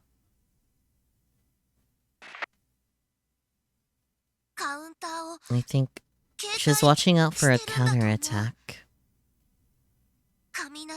Regardless of how mobile Kaminagi is, its legs still have to stop moving before it can attack.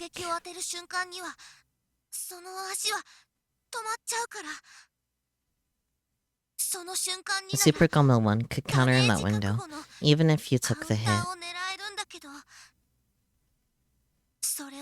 She wants to prevent that.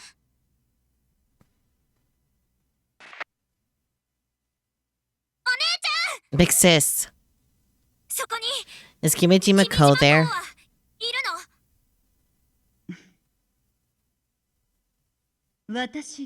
I am Kimijima Ko. What? If you want to take control away from me, you must kill me. Kaminagi tears the front leg off of the wreckage of Sumeragi and raises it up. It removes the armor, transforms the leg into a giant sword the same height as Kaminagi.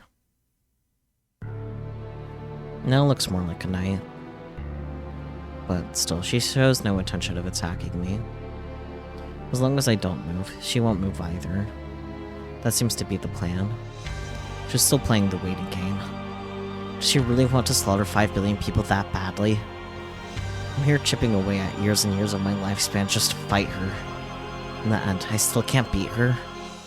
I still can't win against Misane. Is she gonna keep toying with me like she always has all the way until the end? Was everything I did over the last 7 years all for nothing? Is Misane still out of reach? POV change. Yashio-senpai and Kaminagi stare each other down. Just as Mulla's teacher next to me punches the steering wheel in frustration. Mulla's teacher. A call from a number I don't recognize pops up on my Pokécom. Whose number is this again? I stop to think for a second. Wait. Oh. Furugori, don't play around at a time like this. That's not it. The call from Sawada-kyun has arrived. Sawada. Answer.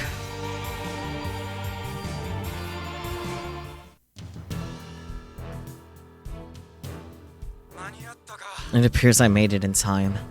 Barely. Apologies for making you wait. The anti-Kimijima Ko virus is ready for use. It's designed to communicate seamlessly with the DG297 3rd edition version, the app.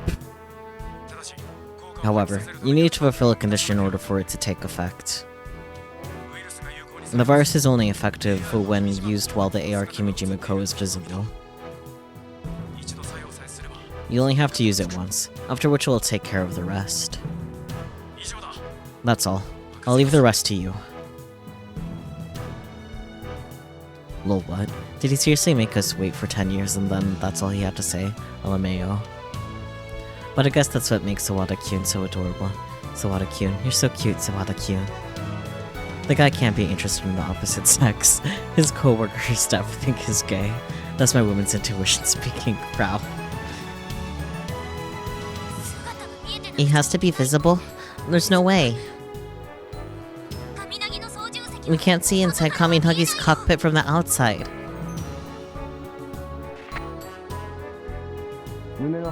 Then we have to find a way to pry open the chest hatch.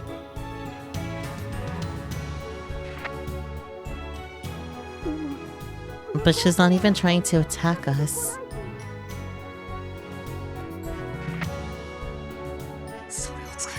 If we use this virus, we can end this thing without killing Misane. Kai.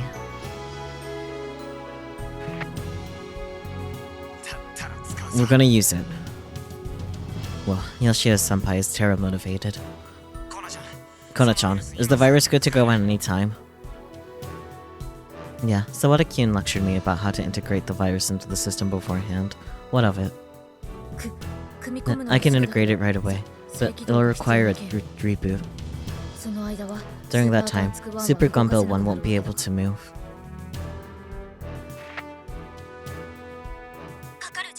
How much time will it take? About a minute.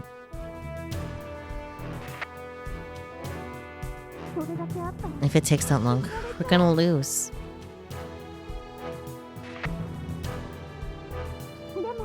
But they're just standing still too.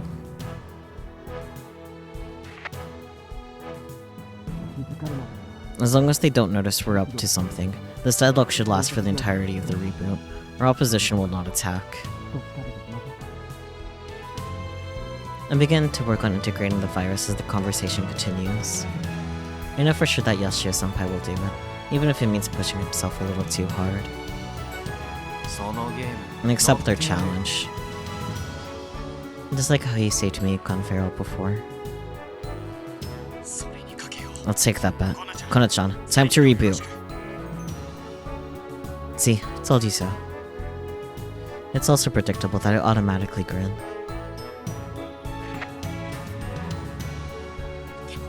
But Kai, what if she figures it out?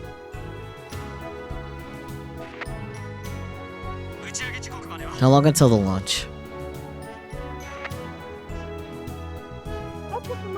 T-minus 3 minutes. This is our last shot.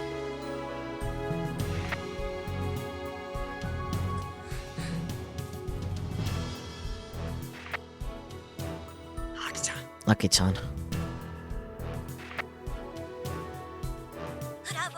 Bravo, do it. Good choice. All this flirting between Yashio-senpai and Press-senpai is making me jealous. As I think about how much I want to join in, I furiously tap away at the Pokécom resting on my knees. Programming updating complete. Frau-chan is such a genius, lol. Time for system reboot. During the next minute, nobody will be able to do anything. All we can do is wait. Kai, don't worry. We'll keep you safe for this 1 minute. Press-senpai said we.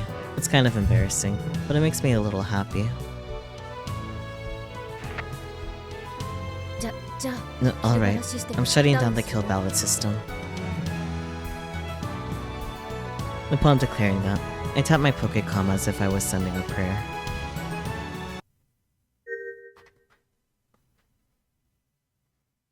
Let's save again.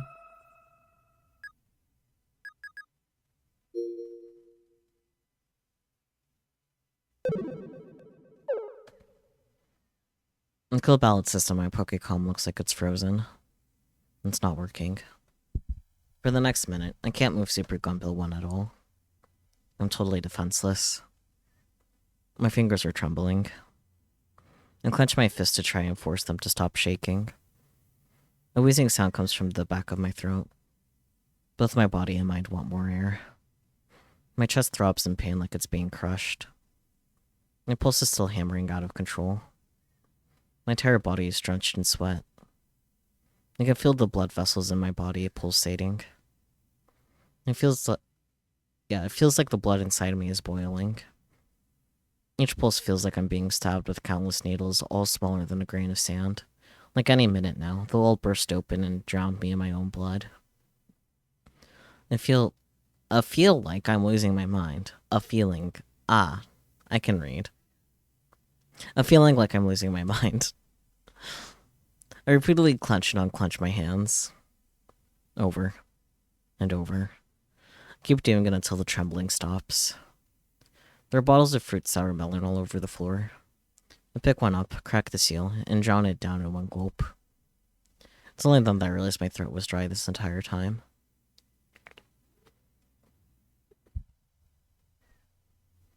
The refreshing melon taste fills my mouth. It's quiet. I take a peek outside through the viewing window. Kaminaki remains still. Has she not noticed? Don't notice. Please don't notice. If she does, it's over. I hate that's all. all I can do is pray. Come on, hurry up. This 1 minute feels like an eternity. Ah. Kaminagi takes a single step toward me. That might be Misane's way of testing the waters. She wants to see how I'll react.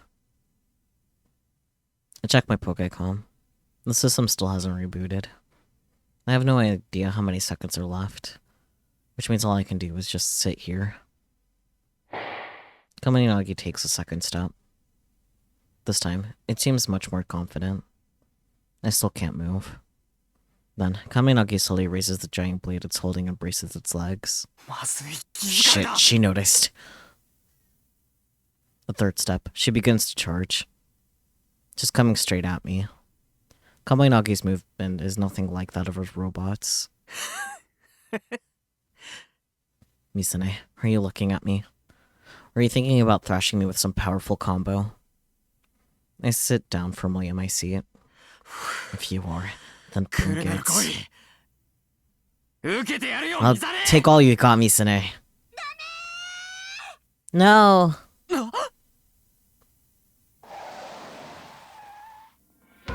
No dear. Akiho drives her scooter between Super Gumball 1 and Kaminagi. Stop it, big sis! You idiot! Does she really think a scooter could stop that thing? You're just gonna get yourself killed. Akiho. Kaminagi responds unexpectedly. Despite being mid-charge, it pitches forward and comes to a complete stop. Right in front of Akiho. About 5 meters away from her. She stopped. Big sis! Is Misane still somewhere in there? Just then, multiple trucks come driving into the launch complex. They push forward, as though to shield me. The trucks stop in front of Kaminagi. It's Doc's Unit C. They're honking up a storm. System rebooted. Took you long enough. I hold my Pokécom up to chest height. The boot screen displays for a few seconds, then returns to the camera feed. Down on my feet, I could see Akiho in the trucks, and in front of me is Kaminagi. Round 3. Everyone, get out of here. Sounds like it's time to save again.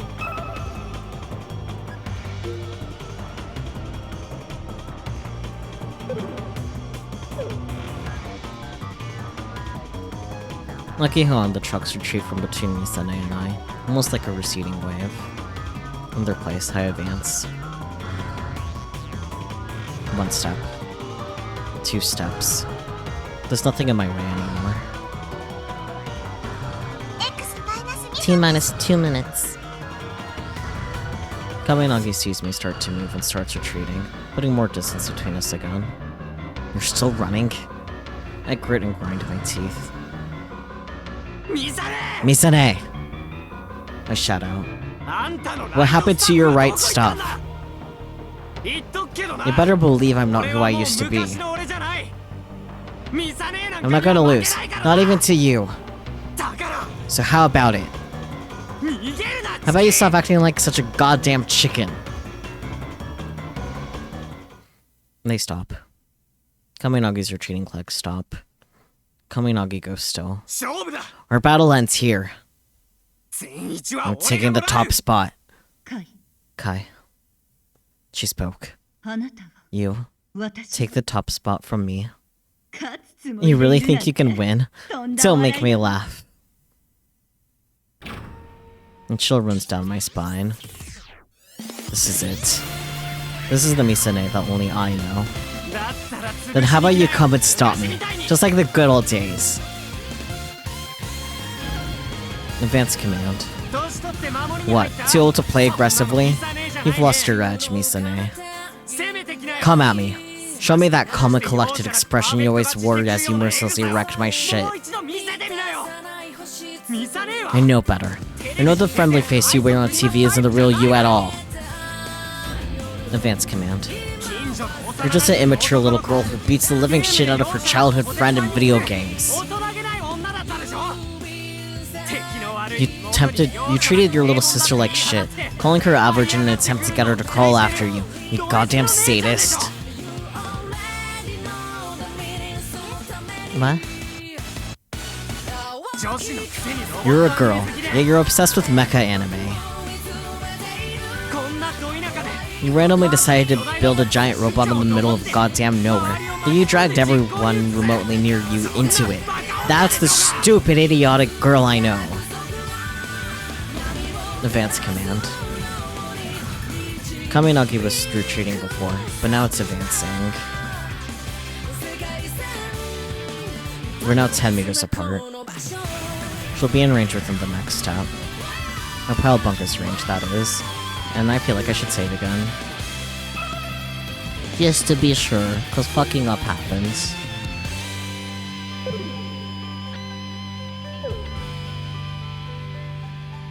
But I'll also be in range of her blade. Kai, if you keep up that trash talk, I'm going to crush you into dust. I'm getting hyped. The smile automatically forms on my face. This is the same high I get when I'm facing a real tough opponent. It's almost like a drug trip. That sensation of my brain juices overflowing gets me as fired up as humanly possible.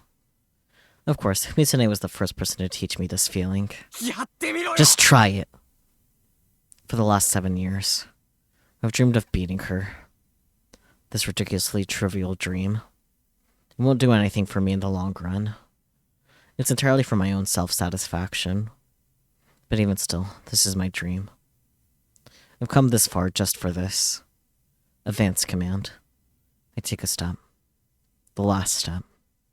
Mitsune does the same. She doesn't try to retreat. Now that's the Mitsune I know. You little brat! Kaminagi leaps into the air. My body's about level with my cockpit. Its body.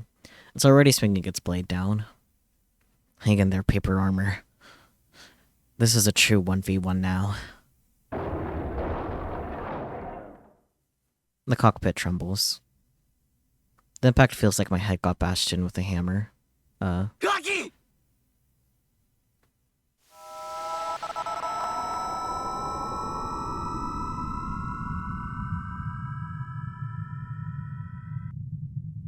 Time slows to a crawl.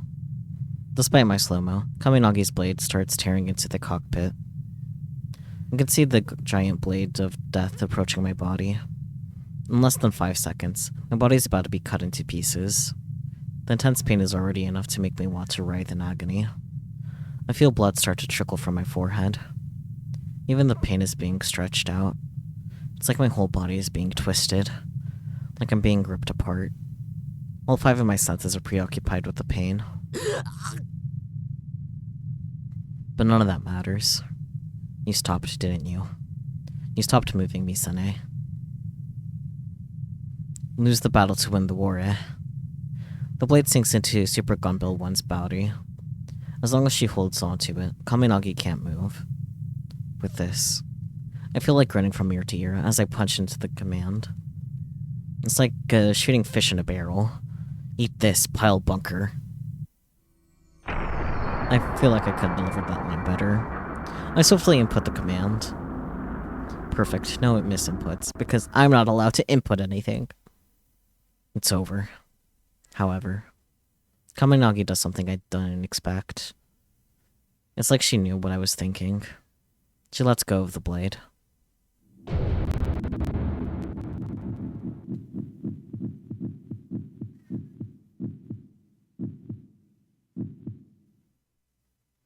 I exit slow-mo. The pile bunker whiffs. And Kaminagi lands on the ground. It's thanks to her swift thinking that I'm not dead, but still. Does she read my moves? Damn it. I'm not done yet. I hurriedly punched an advanced command. Super Gunbill 1's thick legs takes a step forward. I'm virtually on top of Kaminagi. An advance at this range is effectively a kick. Or at least it should have been. Kaminagi once again reacts with insane timing and precision. As soon as it lands on the ground, it smoothly leaps backward. After dodging the kick, she tries to gain distance again. X minus T-minus 1 minute. She's gaining distance. Kaminagi is getting away. 10 meters. 20 meters. She's using her high jump to flee. If she gets away now, I won't get another chance. Think. Her next move. While advancing, Super Gumball 1 slightly leaps forward. That's it. My trump card. I've got a single attack that'll work in this 1 to 2 second window. Aki!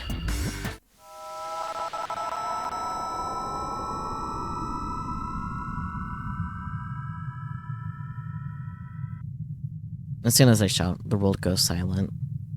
I find myself in an icy world devoid of all heat. Kaminagi is right in front of me. It's currently in mid-air after performing one of its high jumps. There's 20 meters between us. My pile bunker can't cover that distance, with one exception.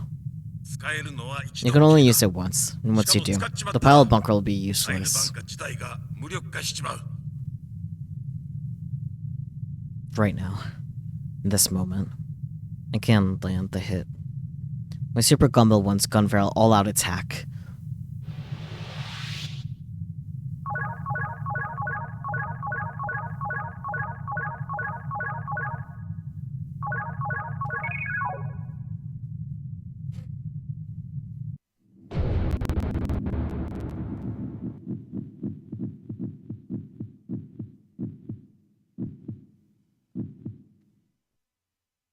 And the flow of time resumes. Before me is Kaminagi. I'm locked and loaded. The command's already been input. Now go!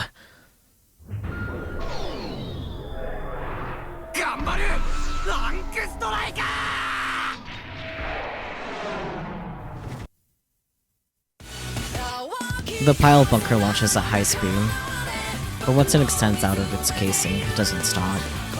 It becomes a flying spear. No, I'm gonna do this. I'm gonna do it right. This is Gun Barrel's ultimate rocket punch. It easily covers the over 20 meter distance to Kaminagi, who's currently incapable of moving mid-air. A direct hit. With its much smaller stature, Kaminagi collides with the punch in midair, loses its balance, and crashes down to the ground.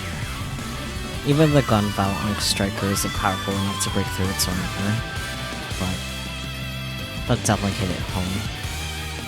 Kaminagi's one decisive weakness: the fact that the pilot hatch is on the front, and said hatch is connected directly to the monitor. It's now dented inward. I shot my rocket punch right at the spot on the hatch weakest to blunt force. With a hit like that, it's no surprise it got dented. Remaining battery, 0. That just used all the power up. Super Gumball 1 has stopped moving. I don't care. I don't need this robot anymore. Your move, Misane. Your eyes. Your cockpit monitor should be busted. Which means you only have one option. Kaminagi's hatch opens. The cockpit is exposed. And there. Clad in a tight black pilot suit is Misane.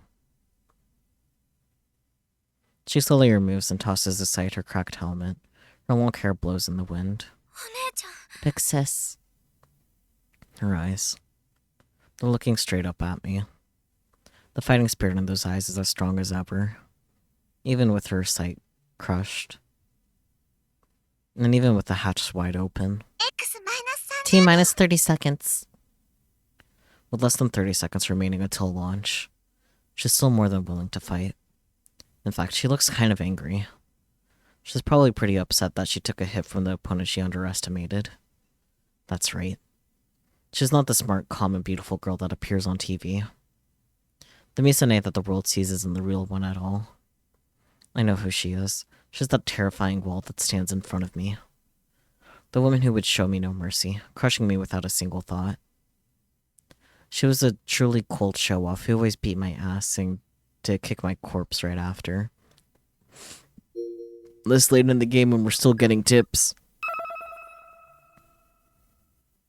In fighting games, to cancel one's victory pose and attack the downed opponent who has already lost, similar to teabagging, figured.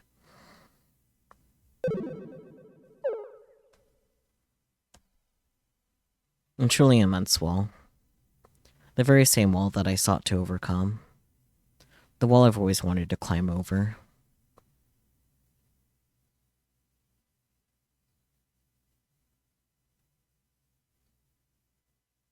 Kimijima-ko spotted. There he is, hovering over Misane. Kimijima-ko is like some kind of ghost. He's a fucked up ghost. T minus 20 seconds. Yashio-san. Yashio-senpai. Yashio. Senpai.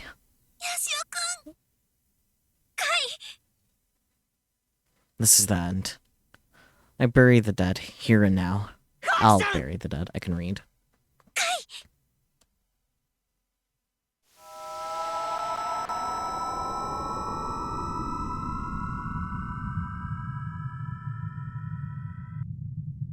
Time goes still. I focus my aim. The fingers that were still shaking only moments ago are now completely still. My heart is strangely calm. 20 seconds left. I can already picture victory in my mind. Now, it's time to unleash the finishing blow. S, okay. I wasn't expecting much, but just S, okay. Fine, S, that's it. Virus, fire, with S. Kai. Hello, Cat. It's like a shock to the system. The flow of time still hasn't gone back to normal. During slow-mo, all sound should be gone. Yet in this soundless world, just now I swear I could hear Misane's voice. Thank you. Misane. She's smiling. A calm, happy smile. Just looking at me and smiling. Long ago, back when I was still a kid, she gave me that same gentle smile when we'd play in Uchikuoka Park, waiting for a rocket launch. Misane.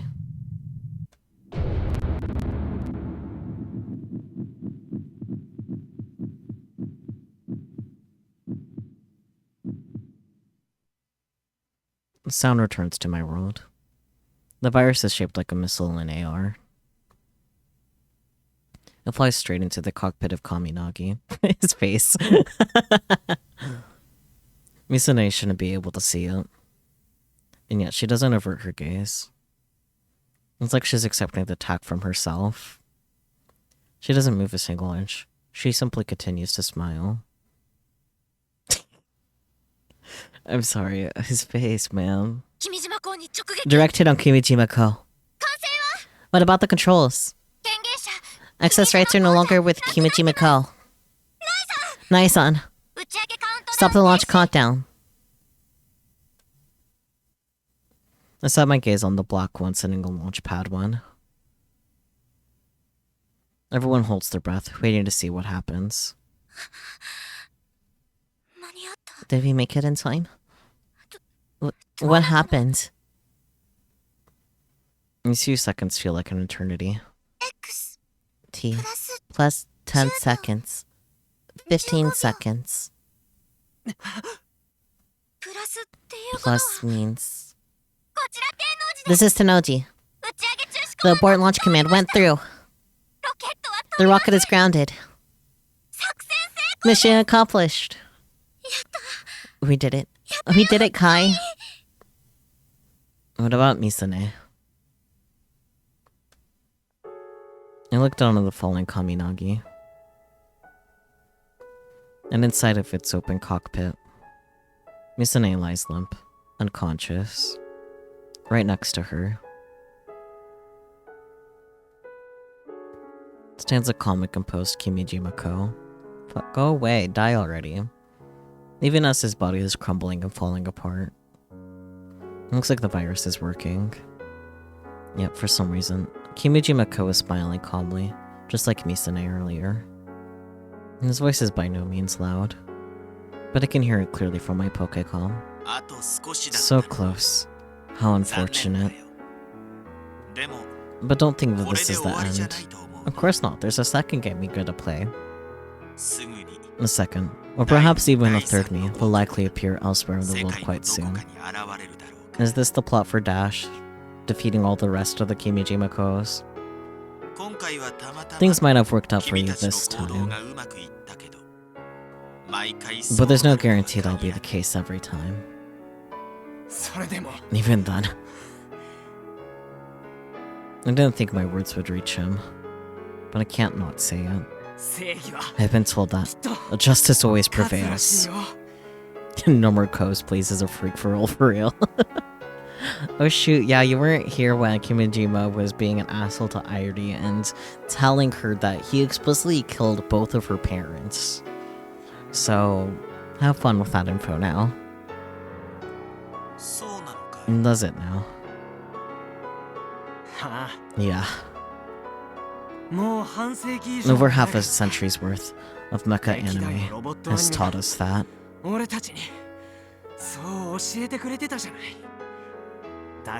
That's why. There's no way we'll lose.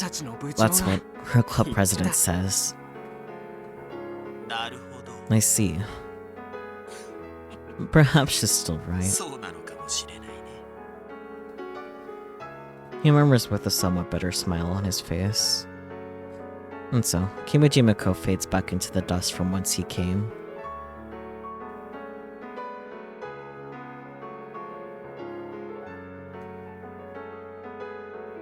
Nagiko nearly trips over herself running up to Kaminagi's cockpit. Dude looks like white supremacist Orochimaru.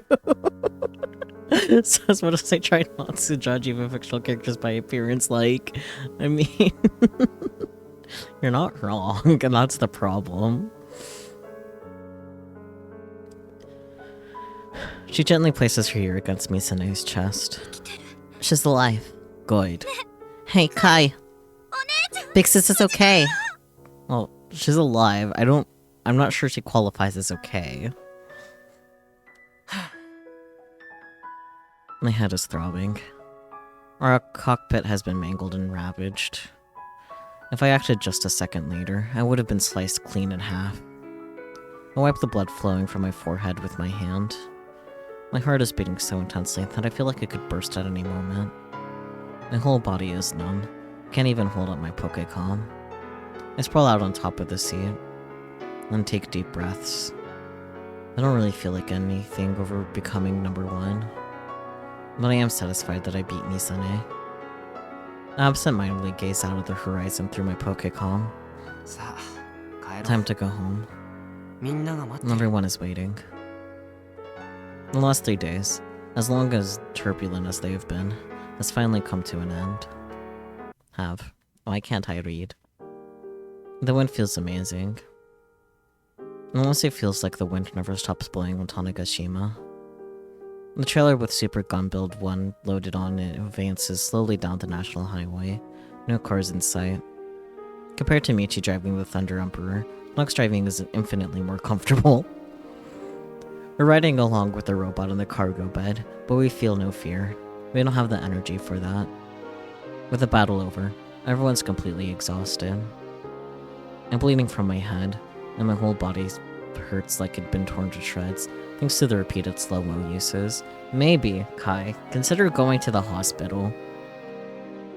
Said successive attacks have completely busted me up. Yeah, go to the hospital.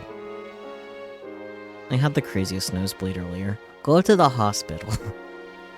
If I don't get some serious rest, I'm probably gonna die. How about go to the hospital? Thanks to the missile blast, both Judah and Airi's clothes and faces are covered in soot. Well, I can't complain too much, considering Super Gun Build 1 is more banged up than all of us combined. Kai, go to the hospital. The body's been crushed and ripped wide open. The end of the left pile bunker has been pulverized. The right pile bunker flew off somewhere and still has yet to be recovered. All things considered, this papier-mâché robot did a pretty damn good job. We left cleanup at the TNSC up to Mr. Sanomiya. Right now, the guys from Jax are headed over, so they've got it handled. We left the wreckage of Sumeragi and Kaminagi at the Osaki launch complex. The police will recover them at a later date. The Black One didn't get to launch into space. In the end, we've managed to save the entire world. Not that I was trying to be a hero or anything. Come to think of it, he kinda just is Orochimaru. Takes over people's bodies, preys on children, and an eerily more terrifying villain than the previous big bads. I'm not looking forward to learning Ko has a long-lost child who was part of the Next Generation's main cast. Well, at least as far as I've heard, Orochimaru becomes a good mom, but like, I don't know, man. I don't think Ko has any redeeming qualities left. I'm just not a fan when things get all loud and crazy. Aki-chan, thank you for everything. Huh? For what? The button. You pushed it without hesitation, didn't you? I did. But my heart hurt every time I did it. The only reason I could do it is because you believed in me. And I'm grateful for that. I'm glad I trusted you. Yeah. But don't do something like that, crazy like that ever again, alright? Well, maybe if your sister didn't try to kill everyone in the world. Hey, you guys, check Twippo. Please look. Farrell's looking at her Pokécom when she suddenly raises her voice at us. This festival is wild. Festival? I know she wants us to check it out on our Pokécoms, but I'm seriously too dead to even do that. Fair. What's going on? Everyone's showing their appreciation. Subaru's sitting in such a way as to protect his leg. He starts explaining things to us. They're telling us that we did a good job, bravo, etc. Mr. Nagafukata was live streaming the entire time, so everyone saw the whole thing. What a coincidence. I'm also streaming the whole thing. However, I don't have clout, so I don't have that many people watching. That's okay. And listen up and remember well. Recording things is one of my favorite pastimes. That's a pro tip. Shut up, Mitsuhiko. Listening to you talk is killing me faster. I love Fujita. Doc shoots his sharp reply at Michi from the driver's seat. Mr. Nagafukata is so funny. Now come on, a room full of checks you count. 3 people is a sizable meeting, Croft. I mean, to be fair, I'm also streaming outside of my normal stream hours. Like, there's plenty of reasons for things and numbers. And also, I just generally don't think Twitch is properly counting my viewers right now. Because I can look in chat and see that there's more than the 3 of you right now. I don't know what's going on with that, though. Twitch be goofy.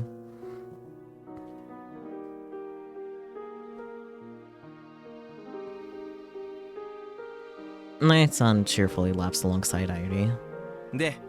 Anyway, about 1 million people watch the livestream. That's insane. That's a lot of fucking people, dude. And they're all sending congratulatory comments and the like via Twippo.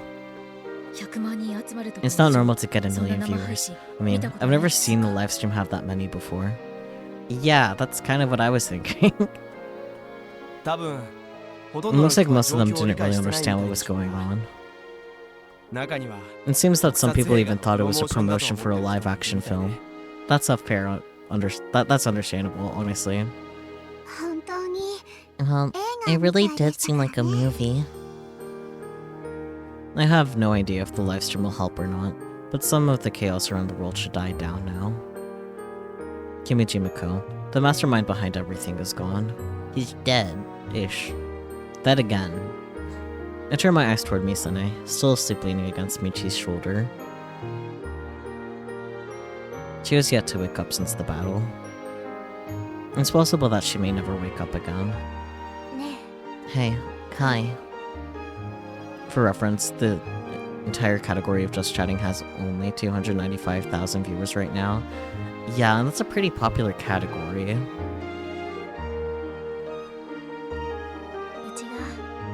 When I lost consciousness during the MF Anemone incident, Vix has held my hand the entire time. Akiho's gazes lovingly at her sister's face, and I can't fucking read. And that's why. I want to stay right by her side until she wakes up too. And when she does, I'll tell her. I love you, big sis. Sounds good to me.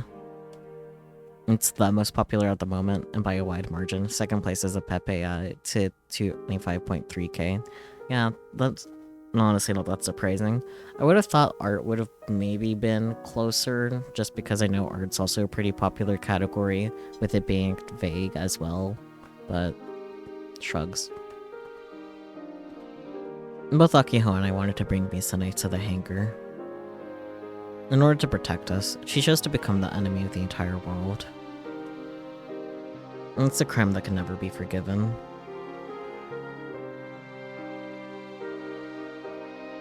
But even after 7 long years, she's finally home. In the place where the Robotics Club was born, we wanted to bring her to the abandoned airport just one more time.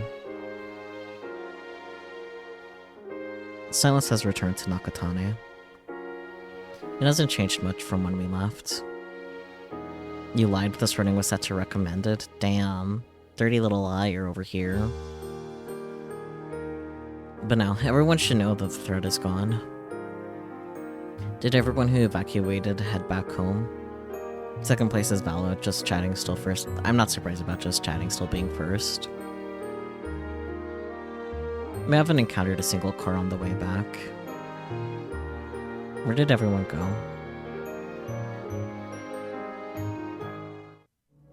It all clicks the moment we arrive at the old airport. Someone's yelling, hey! Hey, it's 4 horses.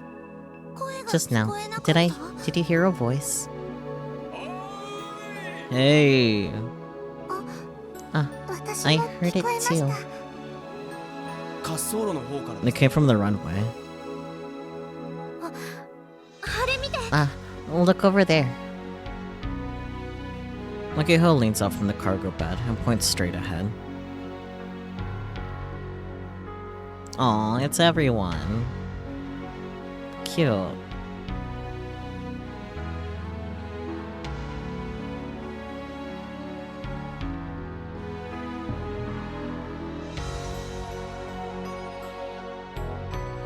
Adorable. Right there. Everyone had gathered there. Everyone was waiting for us. They were there smiling, ready to welcome us home. The Robotics Club, and the super Gonbil one we had built. Little kids, students from our school, men and women, grandmas and grandpas, JAXA employees, Subaru's dad, my parents, the vice principal, Mr. Candy. Everyone is waving at us. よくやったスバルおかえりなさいよくやったアキちゃんありがとうでかしたジュンナ見事だったおかえりなさいカイトおかえりカイト最高だ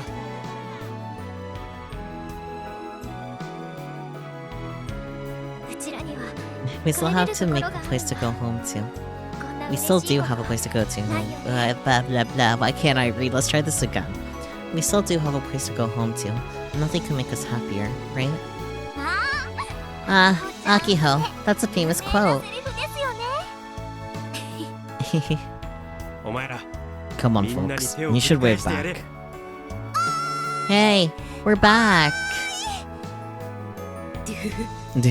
But I refuse. We're home. Hey, big sis. And there's so many people here cheering for us. And they're welcoming us home. I hope you can hear it too.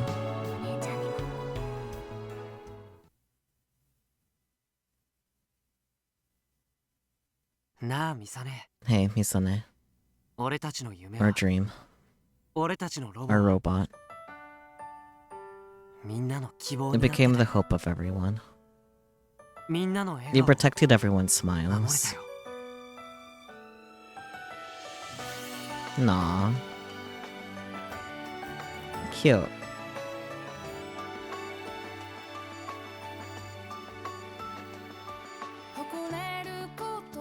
Skull water.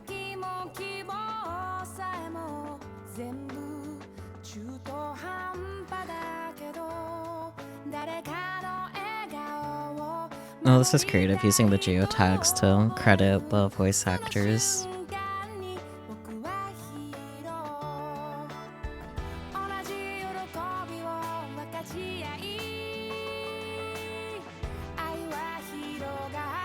This is cute. It didn't end with a blue sky, but there was plenty of blue skies throughout the story, so I guess fair enough. Well, I guess there might be an after credits scene.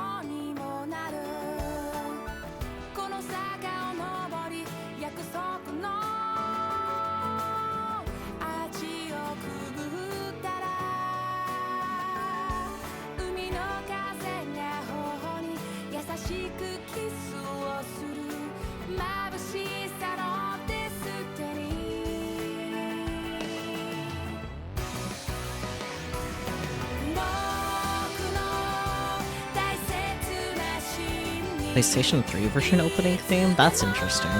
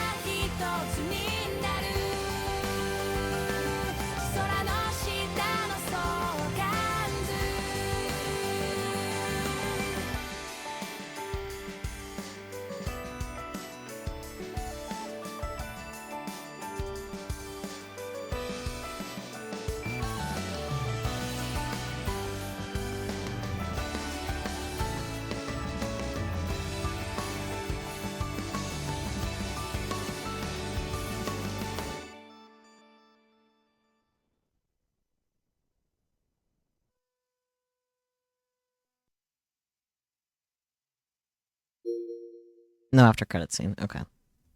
That's okay. Robotics Notes Dash will be the after credit scene.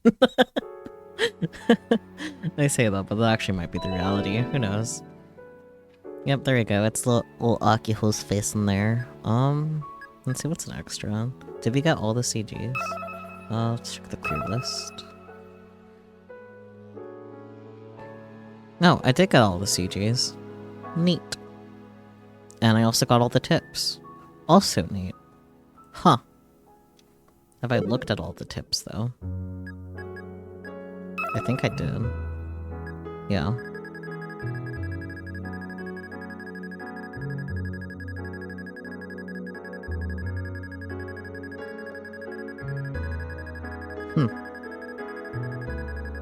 Hello, cat. You can put your paws down, thank you.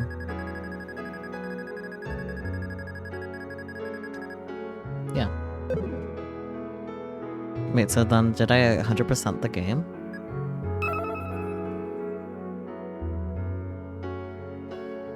Maybe. Well, I guess we would have to look at, like, the Steam achievements and whatnot to know for sure. You think I did? Maybe. Well, let's look at... Let's see what Steam says. Cat, paws down. I do not have all the achievements. I'm missing 7. What am I missing?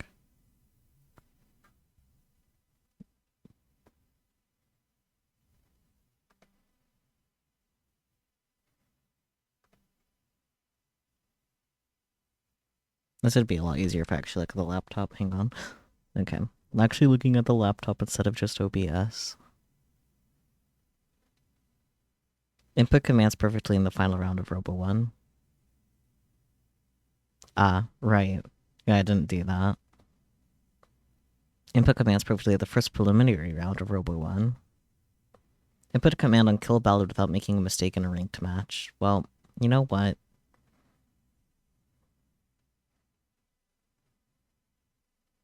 Collect 50 geotags. Yeah, I did not give a shit of the geotags. Replied on typo 100 times. Collect 70 geotags. And I guess this is, yeah, complete robotics notes. I think that might be about the achievements rather than just completed the game. But okay, whatever. Inconsequential. But yeah, let me get to the correct screen because I'm not gonna keep showing the laptop.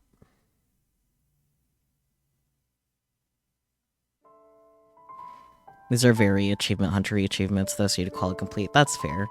Actually, the first game that I apparently 100%ed achievement wise was the Taisho Alice epilogue.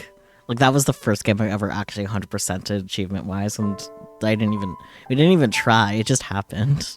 So found that kind of entertaining. But yeah, that's it. That's Robotics Notes Elite. Given the fact that I felt so horrible last night, I am glad I decided to save the rest of that for today, frankly. I would have been perishing, because it's already been like almost 3 hours. Like, granted, that's also like 15 minutes again on top of the like usual,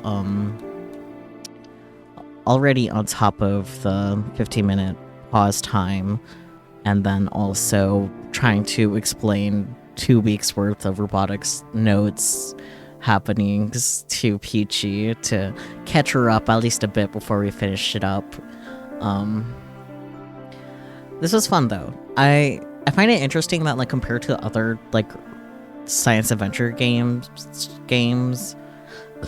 mainline ones specifically, that it's started wholesome and remained wholesome for the most part. Like, there was definitely dark moments, of course, but it was definitely more of like behind the scenes still, even when it did catch up to them for that final fight and whatnot. So I do think that's kind of nice and refreshing, because, yeah, Okabe goes through it in Steins Gate, in Steins Gate 0. Fucker has a therapist in 0. And Chaos had a self-explanatory. But I am interested to see what Steins Gate, not Steins Gate, wow, I started talking about Steins Gate. I was like, yep, that's what we're talking about. No, Robotics Notes Dash. I look forward to see what that like does, especially since Daru will be there in person with the group in Tanegashima, presumably. So it'll be interesting to see like how he gets roped into things and why he's there in the first place. It should be shorter based off of how long to beat, so we should start off with a whole chapter phase, whatever we decide to call it, for the playthrough from the get-go, unlike with this one, because a phase was 6 hours, and yeah, that shouldn't be the case this time, thankfully, because I like to do the whole chapter in one go. I feel like that's a pretty good pace for things. So, but let me look at the guide for Dash because I'm gonna have that up anyways.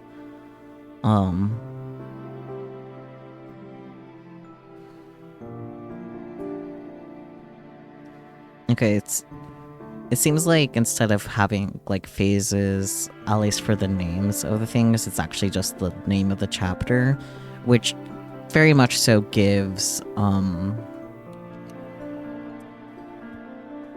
it gives Lunar Peanut, Phanogram, and Steins Gate 0. So that's interesting.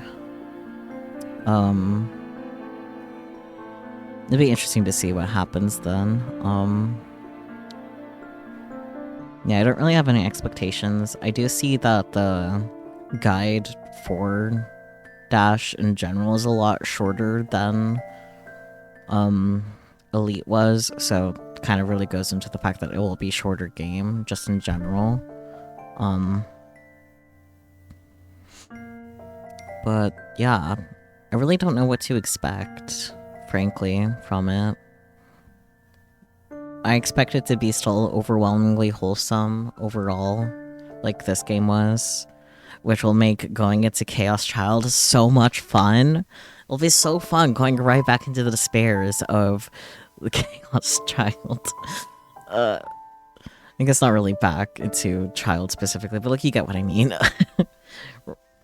We kind of know what to expect somewhat in terms of tone for Chaos Child because of Chaos Head, which I'm really eager for, but like it's gonna be a little bit whiplashy. I haven't fully decided what I'm gonna do next Saturday specifically, but I will be doing filler for Saturday, Sunday, and Monday because later we'll be finishing Zero Escape, so that will be interesting as well. But I guess without further ado, I'm just gonna go ahead and raid Catman because Catman is currently live and playing some Black Mesa, and then afterwards we'll be doing some cooking, which is always fun. I do like that Catman started doing cooking stuff because it's fun. Honk to you too, Peachy. Honk to you too. Man, I don't think I really have any other words to say about Elite, just because like the game kind of wrapped itself up pretty smoothly. So if I end up having other further thoughts, I'll definitely go ahead and share that in the Discord. Kinajimako saying that more of him will possibly pop up is ominous, and I think that will definitely be relevant in Dash, but I don't know how. That didn't work. Try again, please. I'll refund your points too, of course. Some plain ass boring water. Damn. Anyways, if you guys have any thoughts you would like to share about Robotics Notes, definitely go ahead and share that in the Discord in the Science Adventure series section. Funny how that matches reality though. You drink some plain ass boring water. Anyways. Yeah, that'll do it. I will catch you all again later, hopefully, especially if you want to build your stream streaks. We'll be finishing up Zero Escape, which will be very interesting given where we left off last time. But yeah, thanks for joining, and I'll catch you all later. Bye-bye!